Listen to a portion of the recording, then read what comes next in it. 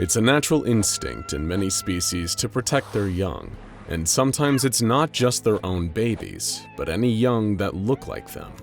Regardless of your personal feelings on humans' earliest stage, it is a scientific fact that human babies are designed to emphasize their own adorable helplessness to make sure that other older humans take care of them. A baby's cry is an inherently distressing sound, and when we hear it, some deep primal part of us feels the urge to comfort and care for the child until the sound stops. But of course, we're talking about the world of the SCP Foundation here, where there are bunnies that can eat anything, teddy bears that might steal your organs to make duplicates of themselves, and chocolate fountains filled with trillions of murderous insects. Nothing is what it seems here, and even the most innocent and cute creatures may be hiding a deadly secret. SCP-734 being no exception. Today we're talking about the Baby. This anomaly proves that dangerous things can come in small packages, but where others only saw misery and death, the SCP Foundation saw a certain potential. Our story begins in the maternity ward of a hospital in the USA, where every medical professional's worst nightmare was unfolding. An unknown but incredibly fast-acting, flesh-eating pathogen seemed to be running rampant across the hospital's population. It began when patients who weren't even admitted for dermatological issues started complaining of severe itches and extreme skin pain. Some nurses and doctors in the maternity ward began to experience similar symptoms, as well as one of the infants, leading to a massive quarantine effort. While the initial symptoms first appeared to be limited to severe pain and discomfort on isolated parts of the skin, the condition of the afflicted soon escalated. Their skin began to messily flake off as the cells comprising it lost physical cohesion and died. It was a kind of strange, anomalous rot that seemed to work inwards, first destroying the integrity of the outer layer of skin, and then cause further disintegration to deeper parts of the body. Once the skin had shut off, the pathogen would turn its attention to what was lying beneath. Against all odds, the disease affected organs, muscle tissue, the vascular system, and even bones. Nothing was spared. The victims' bodies would completely break down, and they would be dead within a few hours. By the time the pathogen had finished ravaging its victims, what was left didn't even look human anymore. Not only patients, but doctors and nurses that had been walking the wards mere hours before were now little more than piles of human tissue sitting in what had previously been their hospital beds. Whatever this was, it seemed like the fastest progressing infection in recorded history. Hospital staff and administrators were terrified. This appeared to be an entirely new disease, with a mysterious form of transmission and, worst of all, no cure. They were even more confused when several black vans pulled up outside the hospital, and mysterious men in hazmat suits spilled out and began setting up a quarantine zone around the entire building. Whoever these strange people were, they definitely weren't the CDC. Little did the hospital personnel know that this was the group you'd never want showing up and putting your location on lockdown. It was the SCP Foundation. The infected remains of the victims were taken away for research purposes, and the Foundation operatives immediately began conducting debriefing interviews with witnesses. They soon determined from a mix of eyewitness accounts and hospital surveillance footage that everyone infected with the mysterious pathogen had all been in a particular section of the maternity ward earlier in the day. And when the operatives investigated this area, they found another strange detail. An infant had no registered mother present in the hospital. The Foundation would later learn that this was likely because the baby's mother was the first victim of the deadly disease. After eliminating all other possible options, it seemed that the only anomalous element that could have caused all of this was the mysterious baby. Though just how the mother even survived carrying the baby to term was a mystery in and of itself. The baby was a Caucasian male human infant between 7 and 8 months of age. Nothing appeared outwardly anomalous about the child, but they could confirm that every single victim of the anomalous pathogen had come into physical contact with the child earlier that day. Everyone who had been at the hospital was given amnestic treatment, and the Foundation constructed plausible cover stories for the deaths that had occurred that day. Like so many others before it, the child was secured and spirited away to the nearest applicable Foundation containment site. There it was reclassified SCP-734, and finally the real testing into what precisely this infant was capable of could begin. Physiologically, SCP-734 appeared mostly non-anomalous. The infant had above-average intelligence and physical aptitude for a child his age, but otherwise showed no mutations or abnormalities that would suggest a divergence from typical human biology. Despite a vast array of tests performed by the Foundation into essentially every aspect of 734's biology, they couldn't find anything that hinted at the origin of the mysterious pathogen. But through some trial and extremely costly error, the Foundation was able to learn more about how exactly the pathogen worked. The only vector for transmission seemed to be direct contact with the baby itself, up to and including the fluids and residues it leaves behind. Those affected cannot transmit the anomalous flaking effect to others, meaning the risk of an epidemic is relievingly minimal. But of course, accidents still happen, as was discovered when one agent misplaced her sympathy for the baby and decided to remove her mask while interacting with him. Her logic was that her masked face might have caused the baby some kind of distress, and as long as she was only coming into contact with him via her own gloved hands, everything would be fine.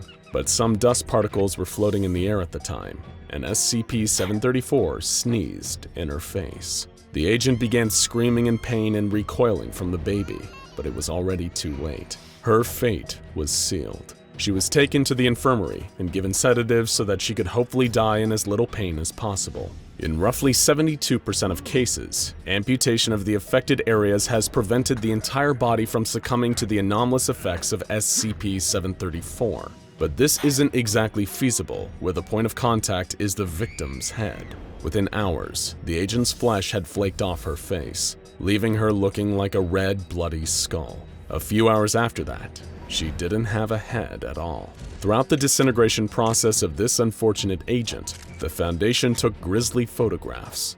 These photographs are shown to anyone preparing to work on the SCP-734 research project, to teach them a hard lesson on the importance of adhering to proper safety protocols. And these protocols about how to deal with the baby are incredibly tight, given that even incidental contact is often a death sentence. Anyone entering the baby's containment chamber needs to wear contained atmosphere hazmat suits. Anyone who makes physical contact with the baby, even when suited up, is immediately removed from the area and subject to several hours of quarantine and observation. Even inanimate objects that have been inside the containment chamber need to be thoroughly sterilized before being removed. Given that even anomalous children like SCP-734 have very delicate needs, a handler is always standing by in full hazmat gear to take care of the baby. These handlers are rotated every hour to maintain alertness and safety. These handlers feed and change SCP-734 regularly, and sometimes even provide toys that have been approved by the O5 Council. The Foundation has gone to great lengths to keep SCP-734 alive and comfortable, because they believe that SCP-734 could be an important asset for them in the future. Or more specifically, they see great strategic value in SCP-734's blood. As mentioned earlier, contact with any matter from SCP-734 triggers its deadly anomalous effects, including bodily fluids like blood. But unlike many toxic pathogens, in this case, there is no risk of the infection getting out of control, since the infected do not become vectors for transmission. Because of this, the blood of SCP-734 can act as a powerful weapon for both terminating anomalies deemed unviable by the O5 Council and assassinating dangerous people who belong to rival groups. Contact with the blood would completely destroy the target's body, with no other anomalous effects and no evidence of who exactly conducted the hit. SCP-734 has been fitted with an arterial catheter so that the Foundation can collect large quantities of blood from the anomalous infant every single week for storage and research. But it isn't just the blood that the Foundation sees potential in. SCP-734 himself has scored incredibly well on the Esslinger Loyalty Index, the test the Foundation uses to judge the loyalty of potential applicants to the Foundation cause. As SCP-734 matures, if these scores remain consistent, he will likely be trained to become a Foundation field agent in the future. An agent capable of killing someone with a touch would, needless to say, be an asset to certain covert missions that the Foundation would probably prefer to keep off the books. Of course, the SCP Foundation recruiting certain compliant anomalies to perform missions for them is far from unprecedented. The most infamous of these is SCP-076, also known as Abel, a supernatural, eternally resurrecting swordsman, and perhaps one of the finest warriors who ever lived. The Foundation took note of this, and channeled his eternal thirst for battle into working with his very own mobile task force. He could assist in missions by taking out his bloodlust on enemy groups of interest and dangerous anomalies. However, this ended up working a little too well and led to disaster. Abel was so good at his job that he burned through all of his allotted missions at astonishing speed.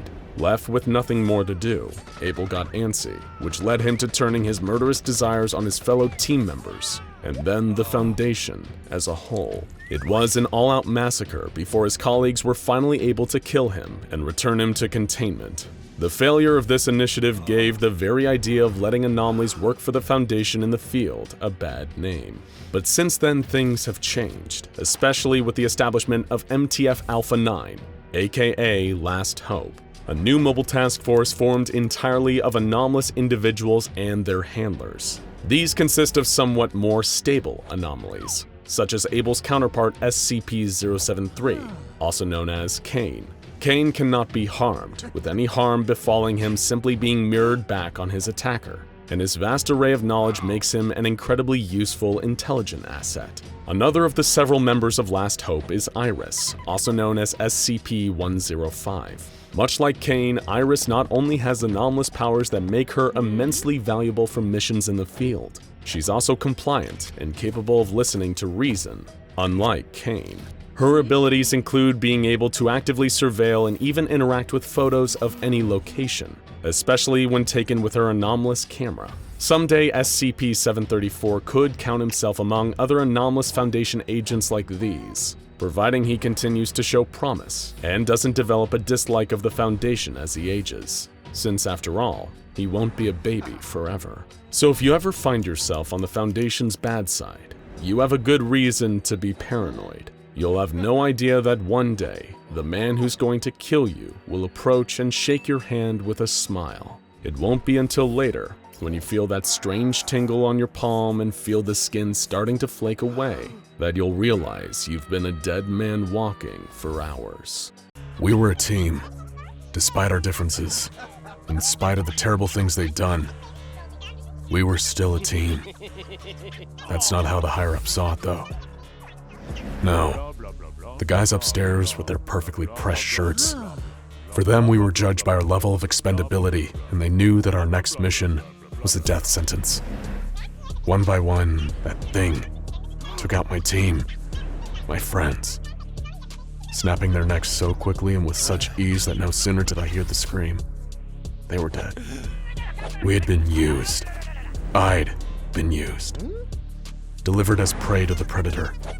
A plot that was sanctioned by the bosses and approved with a blood-red stamp. Why did they do it? I'm still trying to figure that out. Maybe that's something you can tell me after you hear how these so-called scientific men left us in this cell. And in the hands of SCP-173. For me, it had been the best of times before it became the worst of times. The best, because I'd quickly risen through the ranks of the facility. The worst because, well, I'll get to that. I was never the best student. I finished high school by the skin of my teeth, and my job prospects looked bleak. But I was lucky, I guess. Or at least I thought so at the time. You see, I have an uncle Siegfried who did some work for the government. I never actually knew what he did, just that it was secretive work. I used to imagine he was some sort of super spy, so you can imagine how excited I was when he found out I needed a job and he offered to help me out. I couldn't believe it.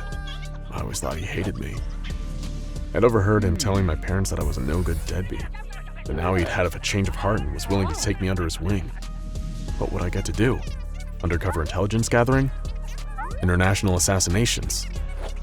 Just you wait, he said. And that's how I found myself walking into a sprawling, futuristic-looking facility where they handed me a level 1 security clearance card with big, bold letters that read, Janitor. But I was happy. Just the words security clearance made me feel important. and it beat flipping burgers. I pushed mops, turned off lights, fired up generators, clocked in and clocked out. But all that time they must have been watching me, grooming me, waiting for the day they could throw me to the wolves. I should have known. I've always been an expendable kind of guy. After a few years, I was called to an office, and there was a man in a plaid shirt and kind of a tweed jacket that professors wear. He asked me, "Do you have any idea about what we actually do here?" And to be honest, I didn't. I knew that there were many parts of the facility I couldn't enter. I imagined that down a maze of corridors were weapons being built, or prisoners being interrogated. But I had no idea about the anomalies. How could I? Before I was told anything, I had to sign a bunch of forms. There were so many I thought I'd get to find out who really killed JFK. And while they didn't come out and say it, what I inferred was that if I ever talk about what happens at the facility to someone outside the facility, well, let's just say it's not the kind of thing they'd spell out on a piece of paper, but it involves padded cells and rusty tools. I wasn't scared though. I was part of something big, something secret, and I loved it. So I signed my life away with no hesitation. Soon after, I was introduced to my first anomaly, the safe class, of course. They took me to an observation room, and from that room I could see into another room with a sign on the wall that read SCP-067. I just stood there, waiting for something to happen, when in walked another guy in a white lab coat. "Welcome to your first anomaly," he said. "Is it okay if I hook you up to this heart monitor? We want to gauge your reaction to what you see." "All I can see," I told him, "is an empty room with a table and what looks like a pen on top of some papers." "Correct," he said, half smiling, as if I was some kind of idiot. "That's SCP-067. I thought about telling him that if I needed years of training before I could see a pen, that I probably should have taken that fast food job. Could have been a shift manager by now. Then they brought a young chimpanzee into the room, small enough to be harmless. One of the guys forced a pen into the scared chimp's hand and something strange happened. It started scribbling. Nonsense at first, but suddenly it was sketching and drawing faster and faster. I could catch glimpses of words and images. By the time they dragged it out, it was flailing around like it was possessed. "That pen has power," said the man in the lab coat. "A power whose source or origin we don't fully understand. That's why we're here. That's why you are here." One of the guys in the other room held the chimp's drawing up to the window. It was a perfect sketch of the Tower of London, intricate and brilliant. Above the sketch was the title, "Tower of London, Tudor Period, circa 1541. The year Margaret Pole, the Countess of Salisbury, lost her head on the chopping block." Underneath that, the chimp had written, "Pity, she was no traitor. Take it from me, I was there." They didn't need to look at the heart rate monitor to see that I was shocked. That was far from the only anomaly I'd come into contact with, and I must have been doing something right, because in time I went from level 1 to 2 to level 3 security clearance, and that's when they made me a containment specialist. I won't bore you with all the details, but as you can guess, I dealt with the containment of anomalies. A lot of my time was spent looking through small windows and cell doors, making sure that whatever was inside was still inside and still in one piece. Other times I worked with field agents when anomalies were brought in, a transition period that the arrested freaks didn't much like. There was one certain anomaly, though, that I was tasked to oversee on many occasions. I like to think of it as my pet, but in hindsight, I was its pet. This was SCP-173, something that was in what we call the Euclid class, a classification meaning that we don't fully understand it, but know it is very dangerous. We know it's intelligent, we know it's unpredictable, and we know it will kill. And for that reason, there's people tasked with containing it and keeping an eye on it at all times. At first glance, you wouldn't guess just how dangerous 173 is. You wouldn't think it's incredibly intelligent. In fact, you'd think the opposite. That's because it's more or less a walking slab of concrete and rebar with stunted limbs and traces of spray paint that give the impression of a dopey face. We have to enter its cell twice a week for cleaning duties. It leaves a disgusting, foul-smelling liquid on the floor, a reddish-brown substance that I can only describe as a mix of blood and waste products. Where that stuff comes from has remained a mystery since we first contained it in 1993. Going into the cell was always a three-man job, because, and this is maybe the weirdest part about 173, it can't move if human eyes are watching it. That's why you need at least 2 people watching it at all times. If you were in the room watching 173 by yourself and blinked, you'd be dead before your eyes opened. We don't know how it moves that fast, but in that fraction of a second, your neck is snapped so hard it's almost like being decapitated. I've seen the videos to prove it. All it took was a sneeze. He wasn't even finished getting the rest of the achoo out when there was a flash and his partner was left lying on the ground. His head twisted around the wrong direction. So, you can understand why we now require 3 men for any time we must enter 173's cell. Then, a few months ago, I was told that a long process would begin to train and re-educate some future Class Ds. Class Ds are mostly prisoners with lifelong sentences, or those we've taken from death row and given a new lease on life. We were apparently understaffed, so why not employ these men whose lives had pretty much ended anyway? That was the rationale, or at least that's what they told me. I was told to train them on their new job, mopping up 173's mess, so that me and the rest of the containment specialists could focus on more important tasks. They hadn't been through the training I had, seen what I had seen. But after showing them the video of 173 nearly taking off a man's head, they were more than willing to follow the rules. They understood not to blink or turn away or sneeze, and that any lapse in focus could lead to a violent death. So I started to show them the ropes, how we move as a team into the cell and always keep the others informed on what we're doing. 173 was always sitting in the corner of a cell, no expression on that crude face. But when we walked in its cell, I got the feeling it knew something had changed. I felt almost as if it was communicating with me, but I couldn't tell what it was trying to say. And then, it happened. It was a Tuesday afternoon, 3 days from the last time we'd cleaned. As usual, 173 had covered the floor with that horrible liquid. We headed in to clean, my new team alert as always, and some of them cleaned while others kept their eyes focused on the thing in the corner. Things were going smoothly when we heard a noise I knew very well. It was the sound of the cell door locking. Someone must have screwed up. "Hey guys, we're locked in here," I shouted through the intercom. Nothing. "Guys, the damn door is locked." Nothing. I lost it a bit. "Open the door, will you?" Nothing. My team looked at me.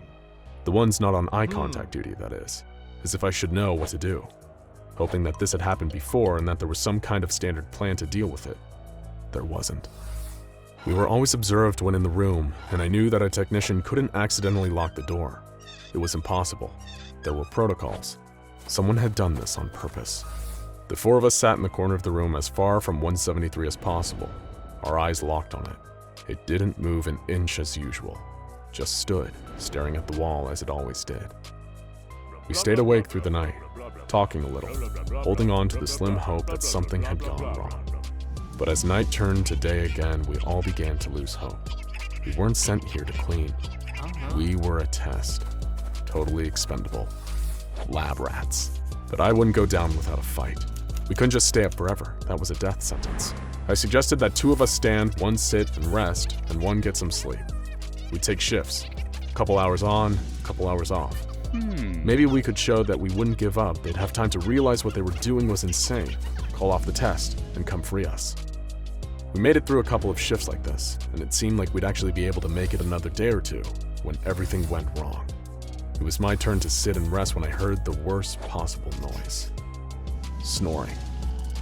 The con next to me was sleeping quietly, so it must be one of the standers. I glanced over for just a split second and saw both of them, leaning against the cell wall dozing. At the same time, I saw the flash. Crack, snap, pop. One after another, their necks were snapped. I'm not sure how it happened, but I was standing again, staring at 173, who was now in the corner. Dead bodies with their heads twisted around piled up in front of it. I couldn't take it anymore. I couldn't stare at this thing forever. I felt myself giving up. I lowered my head to the ground and then finally broke my gaze, ready to die. And then, nothing happened. I slowly raised my head back up and there it was, its hideous face inches away from mine. It was then that I understood what we'd been containing, what we'd underestimated. I felt it again, like it was telling me something. It was telling me to close my eyes, to sleep. So I did. But as my eyes closed, I didn't see darkness. I saw 173, or something like it, but not in the cell. I saw it outside, in the world, standing over children sleeping in their beds, watching. I saw them hiding in the shadows, staring out at passers-by. Then I realized they weren't watching, waiting to pounce. No, they were hiding. My eyes popped open as the door opened and in rushed 6 security personnel. They took me outside, jabbed my leg with a syringe, injecting me with something as the world faded away. Incident report. Time and date redacted.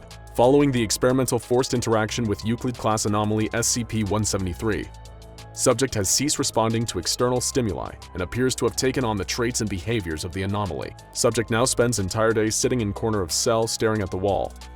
Staff are advised to proceed with caution when dealing with subject, as the only behavior they engage in is an attempt to strangle anyone who enters the cell. No treatments have shown any effectiveness, and subject will unfortunately require incarceration, likely forever.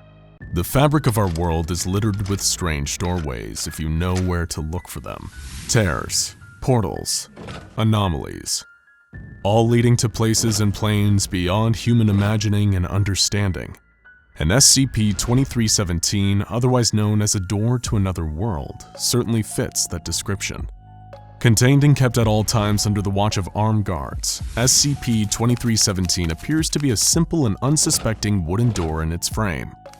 It hardly looks like it requires such extreme round-the-clock security, or needs a strange, secretive ritual that the Foundation performs, presumably to keep the door closed. But of course, sometimes the most interesting thing about a closed doorway isn't where it leads, it's what it keeps out. Even by the Foundation's already high standards, the requirements and regulations for personnel who are assigned to SCP-2317 seem oddly specific. Psychological testing is standard practice to work for the Foundation, but an additional hurdle that anyone has to clear before even getting to glimpse at this unassuming wooden door is having a score of at least 72 on the Milgram Obedience Examination. It is also mandatory that personnel assigned to maintaining it are both unmarried, with no children or next of kin, as well as an unwavering, unquestioning loyalty to the Foundation, pure devotion to its code and objectives. These may seem like strange requirements. After all, SCP-2317 is just a door, isn't it?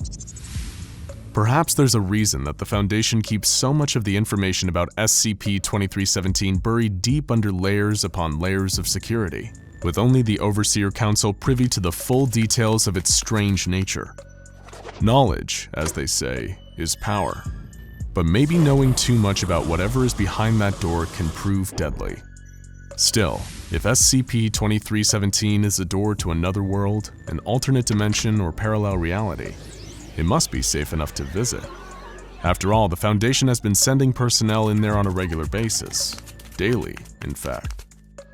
According to the O5 Council, this is done as part of a procedure to maintain active containment of something lurking beyond that old wooden doorframe. But what could possibly warrant such constant maintenance and surveillance?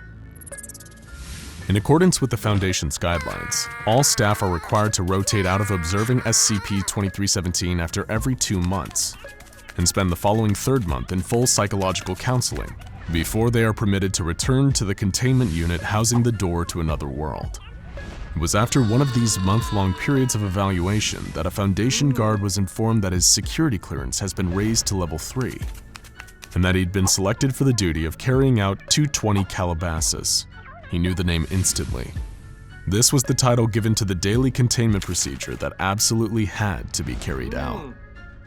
The guard didn't question these orders. After all, he'd been selected precisely because of his loyalty to the Foundation.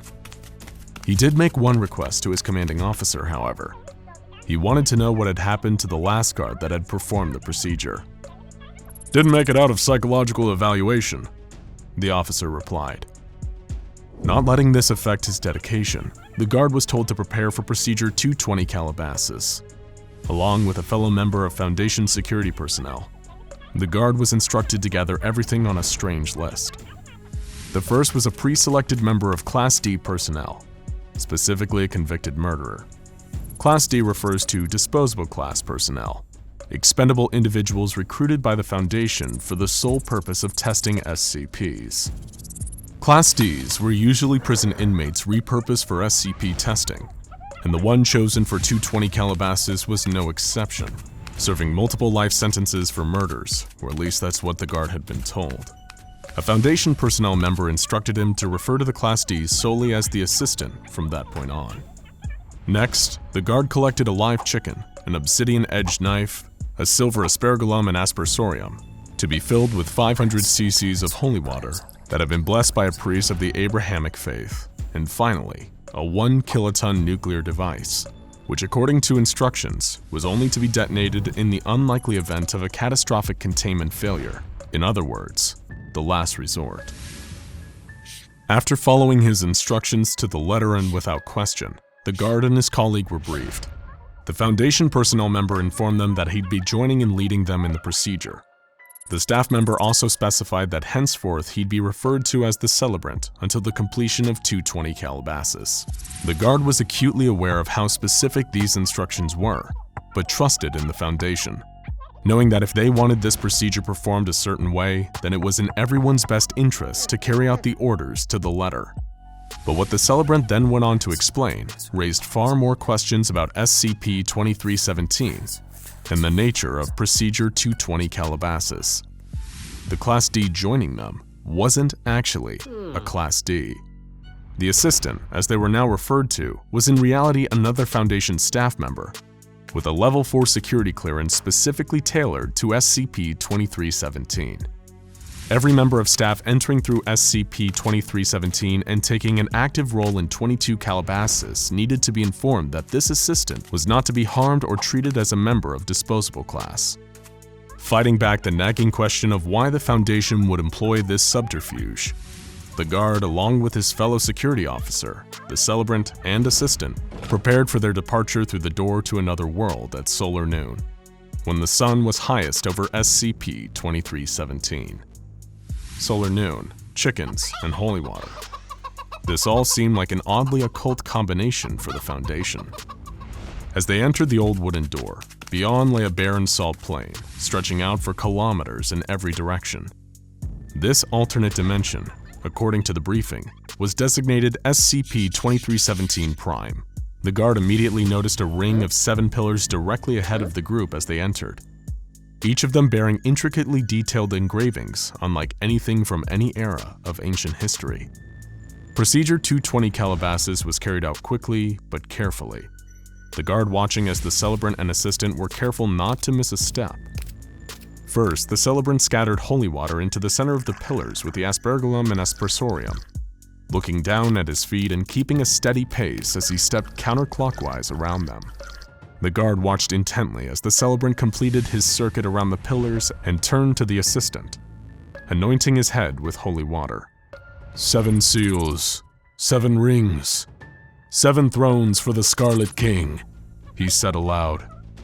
The assistant, with the obsidian blade in his hand, took the chicken and dispatched it in sacrifice, letting its blood mix with the holy water. He then repeated the celebrant's circuit in the opposite direction before stepping into the center of the stone pillars. Blood for the old gods, water for the new king, the assistant recited, pouring the remaining mix of blood and holy water over a patch of salt in the middle of the 7 pillars.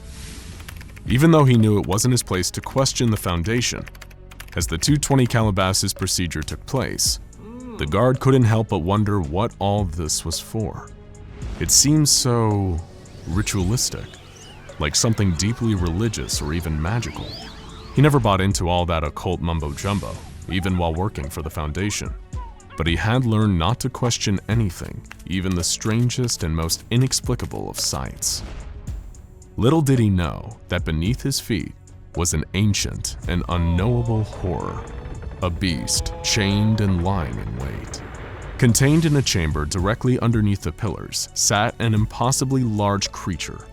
Humanoid and obese, its body covered entirely in scales thicker than armor plating.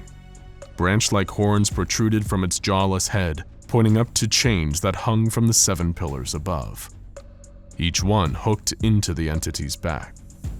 All but one of the chains was broken, a final withering shackle keeping the Devourer of worlds in its underground prison.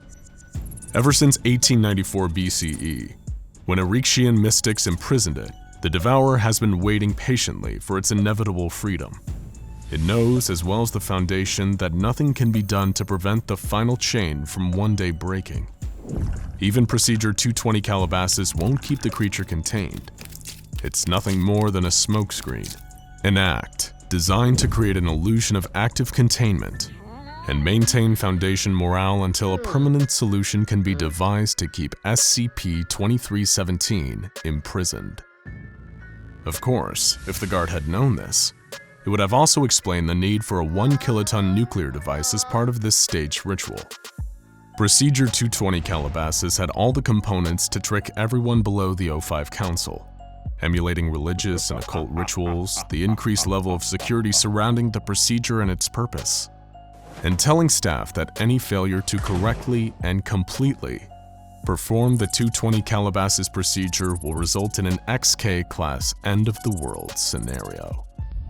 All these elements work together to conceal the truth that one day the Devourer will escape and lay waste to our dimension. Knowledge is power, and maybe knowing too much truly is deadly. Perhaps if the guard had learned any of this, he'd have understood why his predecessor never made it out of psychological evaluation. Maybe if he had questioned the purpose of Procedure 220 Calabasas, he'd have learned the true nature of SCP-2317 and what that doorway kept out. But he was loyal to the Foundation through and through. As the team finished performing 220 Calabasas and returned through the wooden door, the guard took one last glance over his shoulder at the vast salt plain. The entire dimension was calm, silent, but not peaceful. It was patient. The entity had waited centuries for its time, and now all it would take was the breaking of the 7th and final chain. One day. The door was closed behind the guard as he, the celebrant, the assistant, and his fellow security officers stepped back through.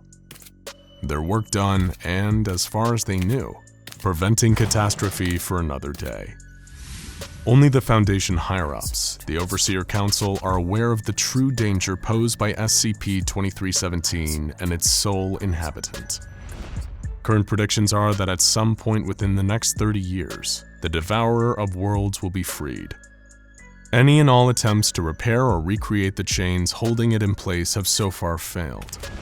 As such, the O5 Council has elected to continue providing Foundation personnel with the ignorant hope that Procedure 220 Calabasas is an effective strategy for containment. As we've said, sometimes the most interesting thing about a closed door isn't where it leads, it's what it keeps out. In the case of SCP-2317, the unassuming wooden door holds at bay an ancient creature of untold power that will one day break free and wreak havoc in our dimension. Nothing the Foundation does can prevent it, or keep it contained behind the door to another world. And only the Overseer Council knows that any and all efforts to do so are futile. With all that in mind, we can only hope that the doorway of SCP-2317 stays closed, at least for a little while longer. Joseph and Frank were two lifelong squatchers. No, that isn't an insult. That's a self-given title for Bigfoot enthusiasts who are willing to head out into the woods and search for the legendary Sasquatch firsthand. While most squatchers will go their whole lives without ever encountering one, Joseph and Frank were about to get lucky. They just didn't know what kind of luck. During a journey through the forests of the Pacific Northwest, Frank spotted something moving in the distance. A huge ape-like creature with grayish fur and human-like movements. Frank thought he was finally laying eyes on the mighty Bigfoot after decades of searching. What he didn't know was that he'd just made a deadly mistake. He had looked directly at SCP-1000, and there would be terrible consequences. Frank was excited. He just achieved the life goal of any squatcher. He tapped Joseph on the shoulder and directed him to look in the direction of the creature. Joseph followed Frank's direction and stared into the distance. When his eyes finally came into focus on the ape-like beast, he froze. His brain just short-circuited. 1 second he was about to encounter the holy grail of his hobby, and the next, he was literally brain dead. Joseph collapsed. In the distance, the ape-like creature disappeared back into the woods. Not that Frank even noticed. He was too busy trying to wake Joseph, but it was no use. Joseph was gone, and Frank had no idea why. The headlines read, "Bigfoot killed my friend." Most people either ignored it or laughed it off. Just a couple of cranks goofing off in a forest and one of them had dropped dead. Who cares? Well, one organization cared. The SCP Foundation. Mobile Task Force Zeta 1000. The Foundation's specialized SCP-1000 detail were alerted to the reports. They sprang into action, tracking down and detaining Frank for questioning. They process 1 million loony Bigfoot lovers every year and usually find nothing, but the death of Frank's friend made it all too clear. They hadn't encountered a Bigfoot, but a real, genuine example of SCP-1000. SCP-1000 rarely ranks among the scariest or most dangerous SCPs, but underestimating the creature is a terrible mistake, because just looking at it gives you a 2% chance of dropping dead on the spot. Frank, despite losing his friend, was one of the lucky ones. The Foundation debriefed him before administering amnestics and making sure that he'd never venture back into those mysterious forests in the Pacific Northwest region.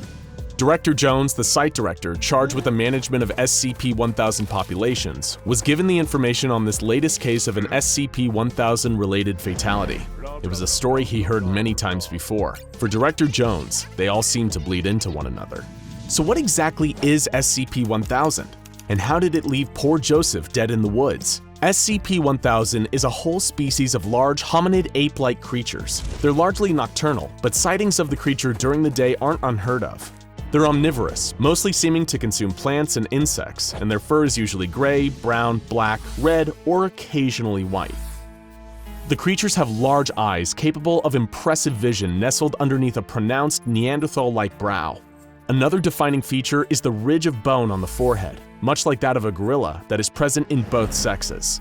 According to Foundation studies, the creatures exhibit a level of intelligence on par with that of the common chimpanzee, but nowhere near that of us humans. What they lack in intelligence, though, they make up for in size. The adults can be as large as 10 feet tall and weigh up to 600 pounds.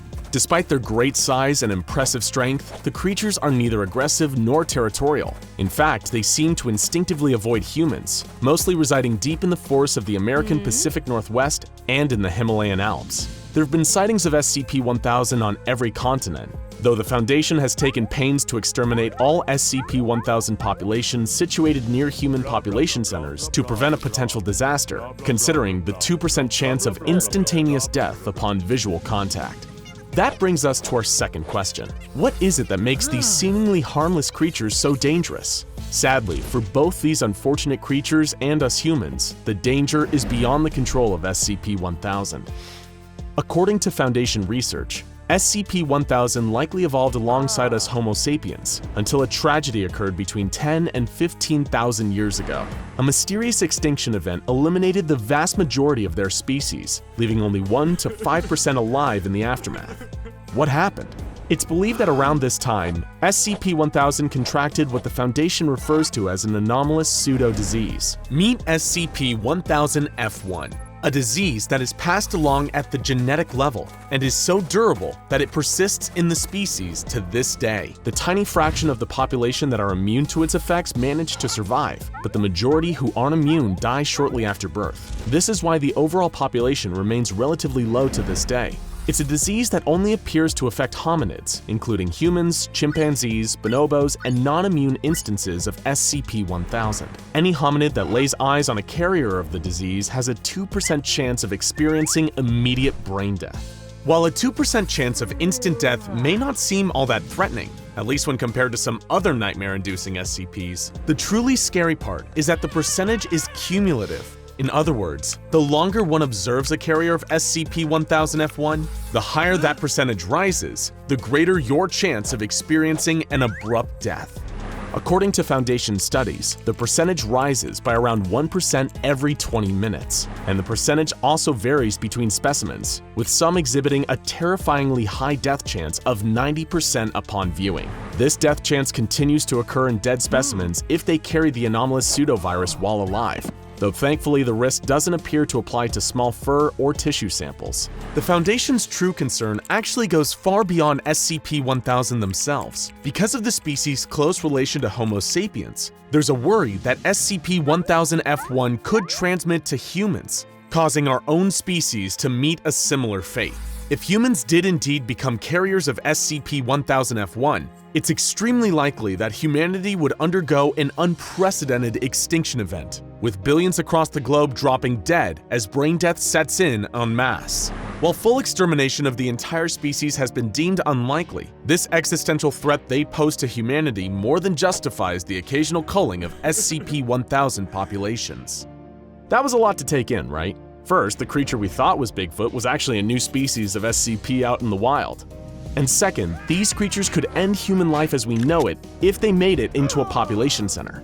But what you're about to hear next, a dark secret only available to people with Level 3 SCP Foundation clearance, is the most shocking SCP-1000 fact of all.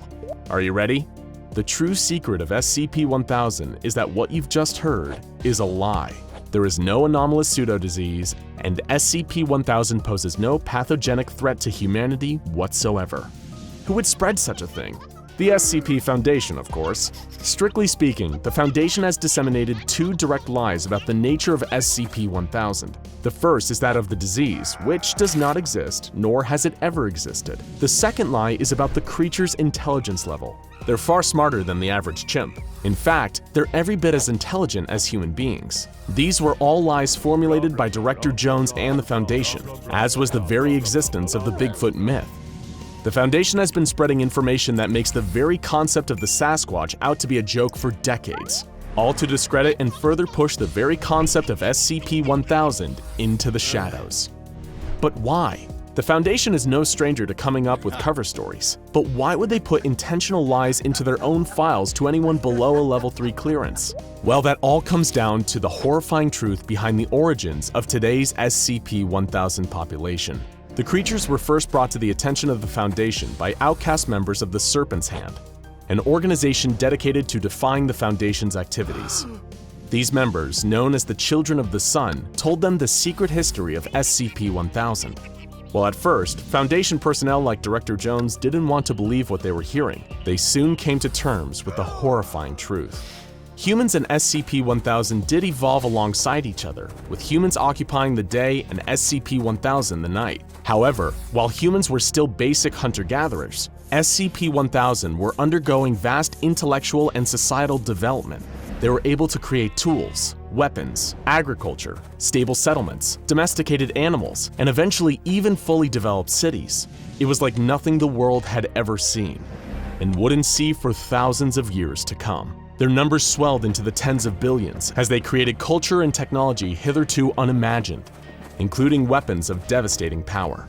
Meanwhile, humanity was pushed to the brink of destruction by their competitors' rapid and seemingly unstoppable growth. It looked as though the human species had lost the evolutionary arms race and would have to bow out. But according to the Children of the Sun, a trickster forest god smiled upon humanity and gave them the power to use SCP-1000's weapons and technology against them. 70% of SCP-1000's population were wiped out in a single horrific day, known to the Children of the Sun as the Day of the Flowers, as every flower supposedly bloomed that day during the massacre. Humanity destroyed the entire civilization, and with the same technology they stole from these unfortunate creatures, the vengeful humans drove the apes mad. Their higher consciousnesses were blocked out, reducing them back into the states of mere animals. Once the massacre was done and everything that was built had been destroyed, we, the human race, used the SCP-1000 weapons to wipe any memory of the atrocity from our own minds. The advanced civilization of SCP-1000 had been wiped from history. Humans returned to their plodding path of evolution, none the wiser. For thousands of years, all the way up until today, this time remained a mystery to us. So again, why did the Foundation lie to us? What did they have to gain by convincing us all that it was dangerous to even look at these creatures? Well, as the frequency of sightings and the attempts of communication increased, people like Director Jones became aware of a frightening possibility. What if the pendulum was swinging back? What if the apes were regaining their lost intelligence and worse, still harbored feelings of revenge for what we did to their species thousands of years ago? Even the mere possibility that they could do to us what we once did to them is a chance that the Foundation simply cannot take, and thus, limiting contact between humans and SCP-1000 at all costs is an absolute must. However, in spite of the Foundation's fears, One intercepted message from the apes suggests that their paranoia may be misplaced. This message, translated from an attempt at communicating with Foundation personnel, reads simply as follows: "We forgive you. Given choice for now, not forever. Let us back in." It's enough to make you wonder what species the Foundation should really be keeping tabs on here. After all, when it comes to meting out violence and death, humanity has a track record to rival the worst creatures in the Foundation containment cells, and few examples illustrate that better than the tragic case of SCP-1000. Corpses littered the facility, around 20 in total. Their massacre had unfolded in a matter of seconds despite their advanced armor and heavy weaponry. Their killer, wielding an ancient sword he'd somehow pulled from thin air, looked upon them with disdain. Weak, unworthy opponents. He breathed heavily. His torso was covered with bullet wounds and many had punctured his lungs. It was enough to kill a normal man 10 times over, but not him. He was the ultimate warrior, the perfect killing machine. He would need to seek out an enemy more fitting for his legendary combat skills. He fled from the chamber into a connecting hallway, where a giant metal door slammed shut behind him. At the other end of a hall, another door did the same. He laughed at the thought of someone thinking he could be trapped so easily and charged towards it. But then, large valves began to open all around him. Torrents of freezing seawater began pouring in, filling up the chamber and submerging him before he could reach the door. The warrior fought for breath, and he held it far longer than any mortal man could, especially considering the state of his lungs. But water always wins. He soon gave his last gasp and floated, lifeless in the hallway. And soon after, his body turned to dust and disappeared in the briny water. But he would be back. He'd always be back. His brother was a different story.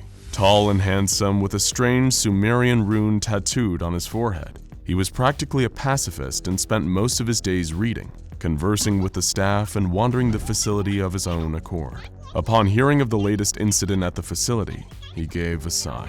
He knew on some level that all of this was his fault. It'd been centuries, millennia even, but was it too late to make things right? 6 days later, the two are standing face to face. This meeting had been a long time coming, but it was always destined to end in blood and pain. The man with the runic tattoo was unarmed. The only thing he carried was his regrets. The warrior, eyes full of burning fury, drew his sword, and not long after, a head hit the floor. Who are these two strange men, and what is the significance of this fatal meeting? In our own universe, these two may never meet again, but that doesn't mean there isn't a universe out there where they will, and it is that universe where today's tale springs from. The story between these two began a long time ago, when they were both set on a course of destruction. But to learn how these two finally met once again, we only need to go back a few days. While they seem more human than a lot of beings under the SCP Foundation's watchful eyes, there's no doubt that these two are anomalous. They're known as SCP-073 and SCP-076, but better known as Cain and Abel. From the name alone, most people with a basic knowledge of the Bible could tell that these two have a connection, but the particulars were largely a mystery to the Foundation. They wanted to know how much of the story was actually true. SCP researchers approached SCP-073, aka Cain, and asked if he'd be interested in reuniting with his brother one last time. It took Cain 3 days to answer yes, but on one condition: that he was the only person who could abort the mission. The Foundation mulled over this requirement for 3 days before the O5 Council finally made a decision. Cross-testing approved. These two brothers, separated by millennia, would finally meet again, and the SCP Foundation would get to watch what happened when they did. Of course, for safety reasons, the cross-test would take place in 076's containment facility, a bedrock chamber 200 meters beneath the sea. That would be the closest thing to safe this fateful meeting could ever be. Though safe was really a relative term when it came to SCP-076. His escape attempts were as frequent and unpredictable as they were deadly, and everyone who'd ever worked with him knew exactly why.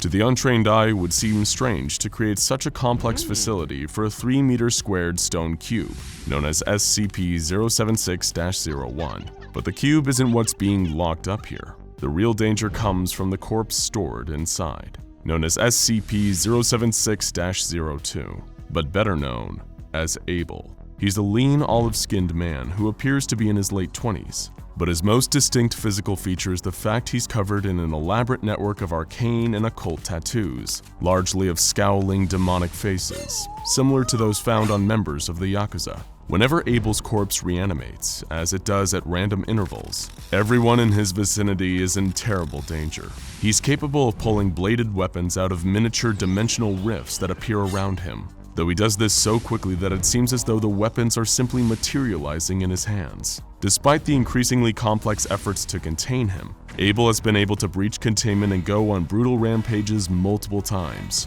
killing scores of Foundation personnel in the process. Abel possesses superhuman strength, speed, and durability. During prior containment breaches, he was able to shrug off rounds from 50 caliber machine guns. He's torn through reinforced steel doors. He's even swatted bullets from both handguns and assault rifles out of the air with a length of steel rebar. Only killing him can truly end one of these rampages, and the Foundation has had to go to terrifying lengths in order to achieve this during past containment breaches. He's been drowned, asphyxiated, crushed, burned to death with a thermite grenade directly inserted into his chest cavity, and even disintegrated by the activation of the facility's on-site nuclear warhead. This may seem like overkill, but if Abel were ever to make his way into a major population center, the fatalities would be, well, of biblical proportions. Even death can't keep him down for long.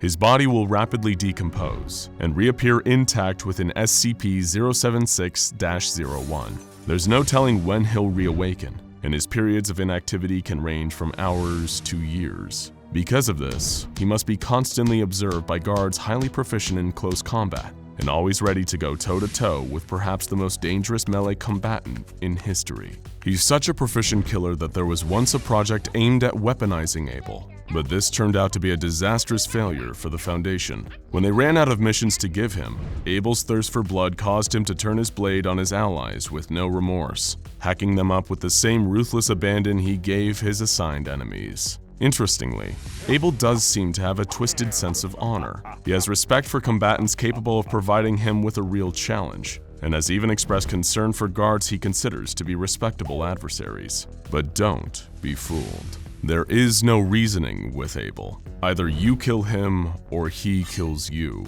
And trust us, he's much better at it than you are. While he's often overshadowed by world-ending anomalies or more talkative mass killers like SCP-682, Abel is one of the most deadly creatures known to the Foundation. Abel's counterpart, 073, is an entirely different story. Despite his namesake being the first biblical murderer, this Cain is a far more enigmatic figure. A tall man in his early 30s appearing to be of Middle Eastern descent, he has two very notable physical characteristics: the untranslated Sumerian symbol tattooed on his forehead, and the fact that several of his body parts, namely his arms, legs, spinal cord, and shoulder blades, have been replaced by mysterious prosthetics of unknown origin. Unlike Abel, Cain is polite, non-confrontational, articulate, and communicative. He's even allowed to wander the facility he's housed in freely, though with certain regulations, namely that Cain is never permitted to come into contact with plant life or uncovered ground. This is because, in spite of the fact Cain doesn't appear to harbor any malicious intent, direct contact with him causes plants to wither and die, and the ground to become infertile. If Cain was ever introduced into a natural environment again, he could unwittingly cause an ecological catastrophe with his mere presence. In that sense, he could almost be as dangerous to large populations as Abel. However, Cain's danger to flora is only one of his several anomalous qualities. Another is extraordinary mental capabilities and a near-perfect memory. His memory and ability to recall is so good that some Foundation personnel have suggested using Cain's mind as a kind of backup server for the Foundation's collective knowledge. But perhaps his most well-known anomalous trait is his ability to act as a kind of immortal human voodoo doll. That's right. Any damage inflicted on Cain causes no permanent injury to him and is reflected back on the perpetrator. While Cain has remarked on still being able to feel the pain of these assaults, he's functionally immortal. This damage-reflecting ability has even made performing certain kinds of tests impossible, as doctors attempting to draw blood from Cain have found that their sample was actually their own blood, and their skin exhibited the telltale bruising and puncture marks of blood testing. But of most interest to the Foundation right now was the fact that Cain has shown prior knowledge of Abel. However, he was cagey when questioned. He refused to add any additional information and commented that it would be best if he and Abel were never brought into contact. But what does never really mean when you live forever? Cain finally did agree to the test. And while nobody knew what caused Cain's change of heart, the Foundation knew better than to push him and potentially get the entire mission scrapped. Cain was taken from his facility and transported to the access point of Abel's underwater prison. The experiment's design was simple. Cain would occupy a temporary residence in Abel's containment facility until he next reanimated, at which point the interaction between them would be closely observed. Perhaps it would take weeks, months, or even years before Abel once again awoke and left his cube. But when he did, Cain would be there. Thankfully, as Cain whispered soothing words into Abel's tomb, the resurrection took only minutes. If you were expecting a heartwarming reunion, think again. Cain tried to apologize, but Abel immediately struck him with a decapitating blow, which, due to Cain's damage-reflecting properties, caused him to sever his own head instead. Cain remained at Abel's side as he regenerated, and as soon as Abel did, he immediately tried killing Cain again. It went on like this again and again and again. It was an arduous process, and eventually, even Abel began to tire of it. The duo fell into a tearful embrace.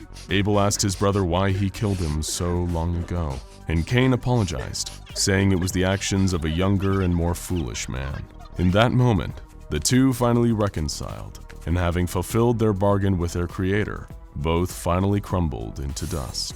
Peace at last. As we said, this didn't happen to the Cain and Abel of our universe, but when universes are more numerous than grains of sand in an endless desert, such a thing has indeed happened somewhere out there, perhaps in a kinder universe than our own. We can only hope that Cain and Abel may someday get to meet and find the same resolution. But until then, these brothers will remain one of the most dangerous and fascinating duos in the Foundation's catalog. When an anomaly is first detected by an SCP Foundation field agent, it's up to the Foundation's mobile task forces to tag and bag the impossible entities before they can do any more harm.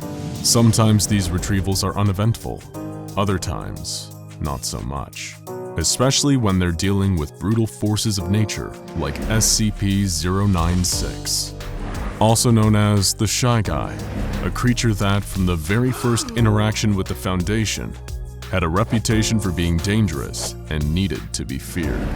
A series of vague sightings and mysterious disappearances up in the frosty mountains of the Yukon first sparked the Foundation's interest. When they were certain that they had an anomaly on their hands, two retrieval teams, Zulu 9A and Zulu 9B, were dispatched to secure and contain the entity.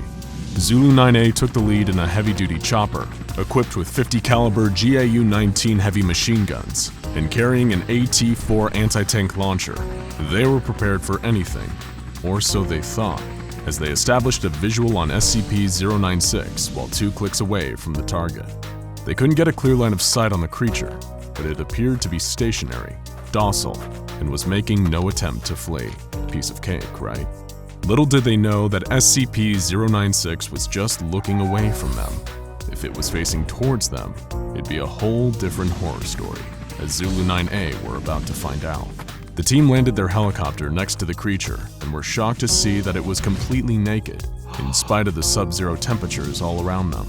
The creature was unnaturally thin, as though it had been starved for weeks, with bone-white skin and unnaturally long limbs.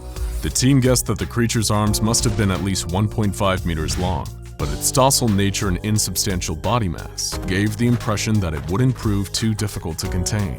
That is, until they saw its face. Zulu 9A's captain was the lone survivor of the incident, as he was lucky enough to be looking away when the creature turned towards his team. The rest of the squad ended up staring eye to eye with SCP-096, and from that moment on, wasn't docile anymore. The creature began to whimper, then cry, then sob uncontrollably in a way that sounded eerily human. This sudden change in temperament startled the rest of Zulu 9A, and they opened fire on the creature.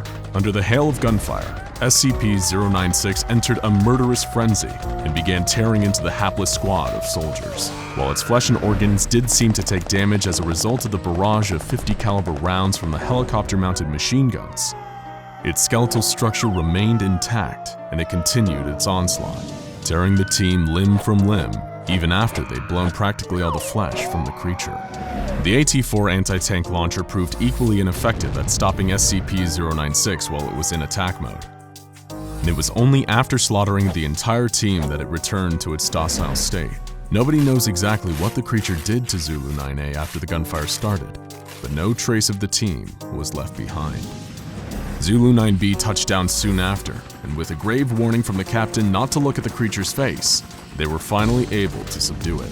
A bag was placed over SCP-096's face, which seemed to soothe it enough to move it to a nearby Foundation facility. Little did they know, they just obtained one of the deadliest SCPs of all time. And while it may have been under lock and key for now, it seemed inevitable that it would get out and cause more violence and chaos. Research and containment procedures for the SCP-096 were put under the command of Dr. Dan, a senior researcher at the site. It was his job to find out exactly what this being was capable of. And the more he tested, the more he realized that they were dealing with something truly terrifying. Disposable D-Class personnel were used to figure out exactly what it was that caused the creature to enter its attack mode. Just as it had during the initial retrieval mission, SCP-096 went berserk when any of the attending personnel saw its face. In this stage, it would enter a period of considerable and unstoppable distress for 1 to 2 minutes, covering its face and wailing loudly. When the period of distress ended, the creature would mercilessly slaughter every D-Class that had seen its face, and just like with Zulu 9A, no trace of their bodies would be left behind. Dr. Dan was horrified and intrigued by this phenomenon. The creature killed anyone that saw its face directly, but could the same be said for indirect depictions of the creature's face, such as images and videos? Dr. Dan was desperate to find out. More D-Class personnel were brought in to test this, to frightening results. Dr. Dan found that the creature did indeed still enter attack mode when people saw pictures and videos of SCP-096's face. The creature seemed to have an innate sense of when people were viewing these representations, even when it should have had no conceivable way of knowing. It didn't matter how far away or how many barriers were in place between the viewer and the creature, the attack mode would still activate. And once it did, it seemed as though nothing could stop the creature from hunting down the one who saw its face. With all of this new data, special containment procedures were devised to keep the creature safely under lock and key.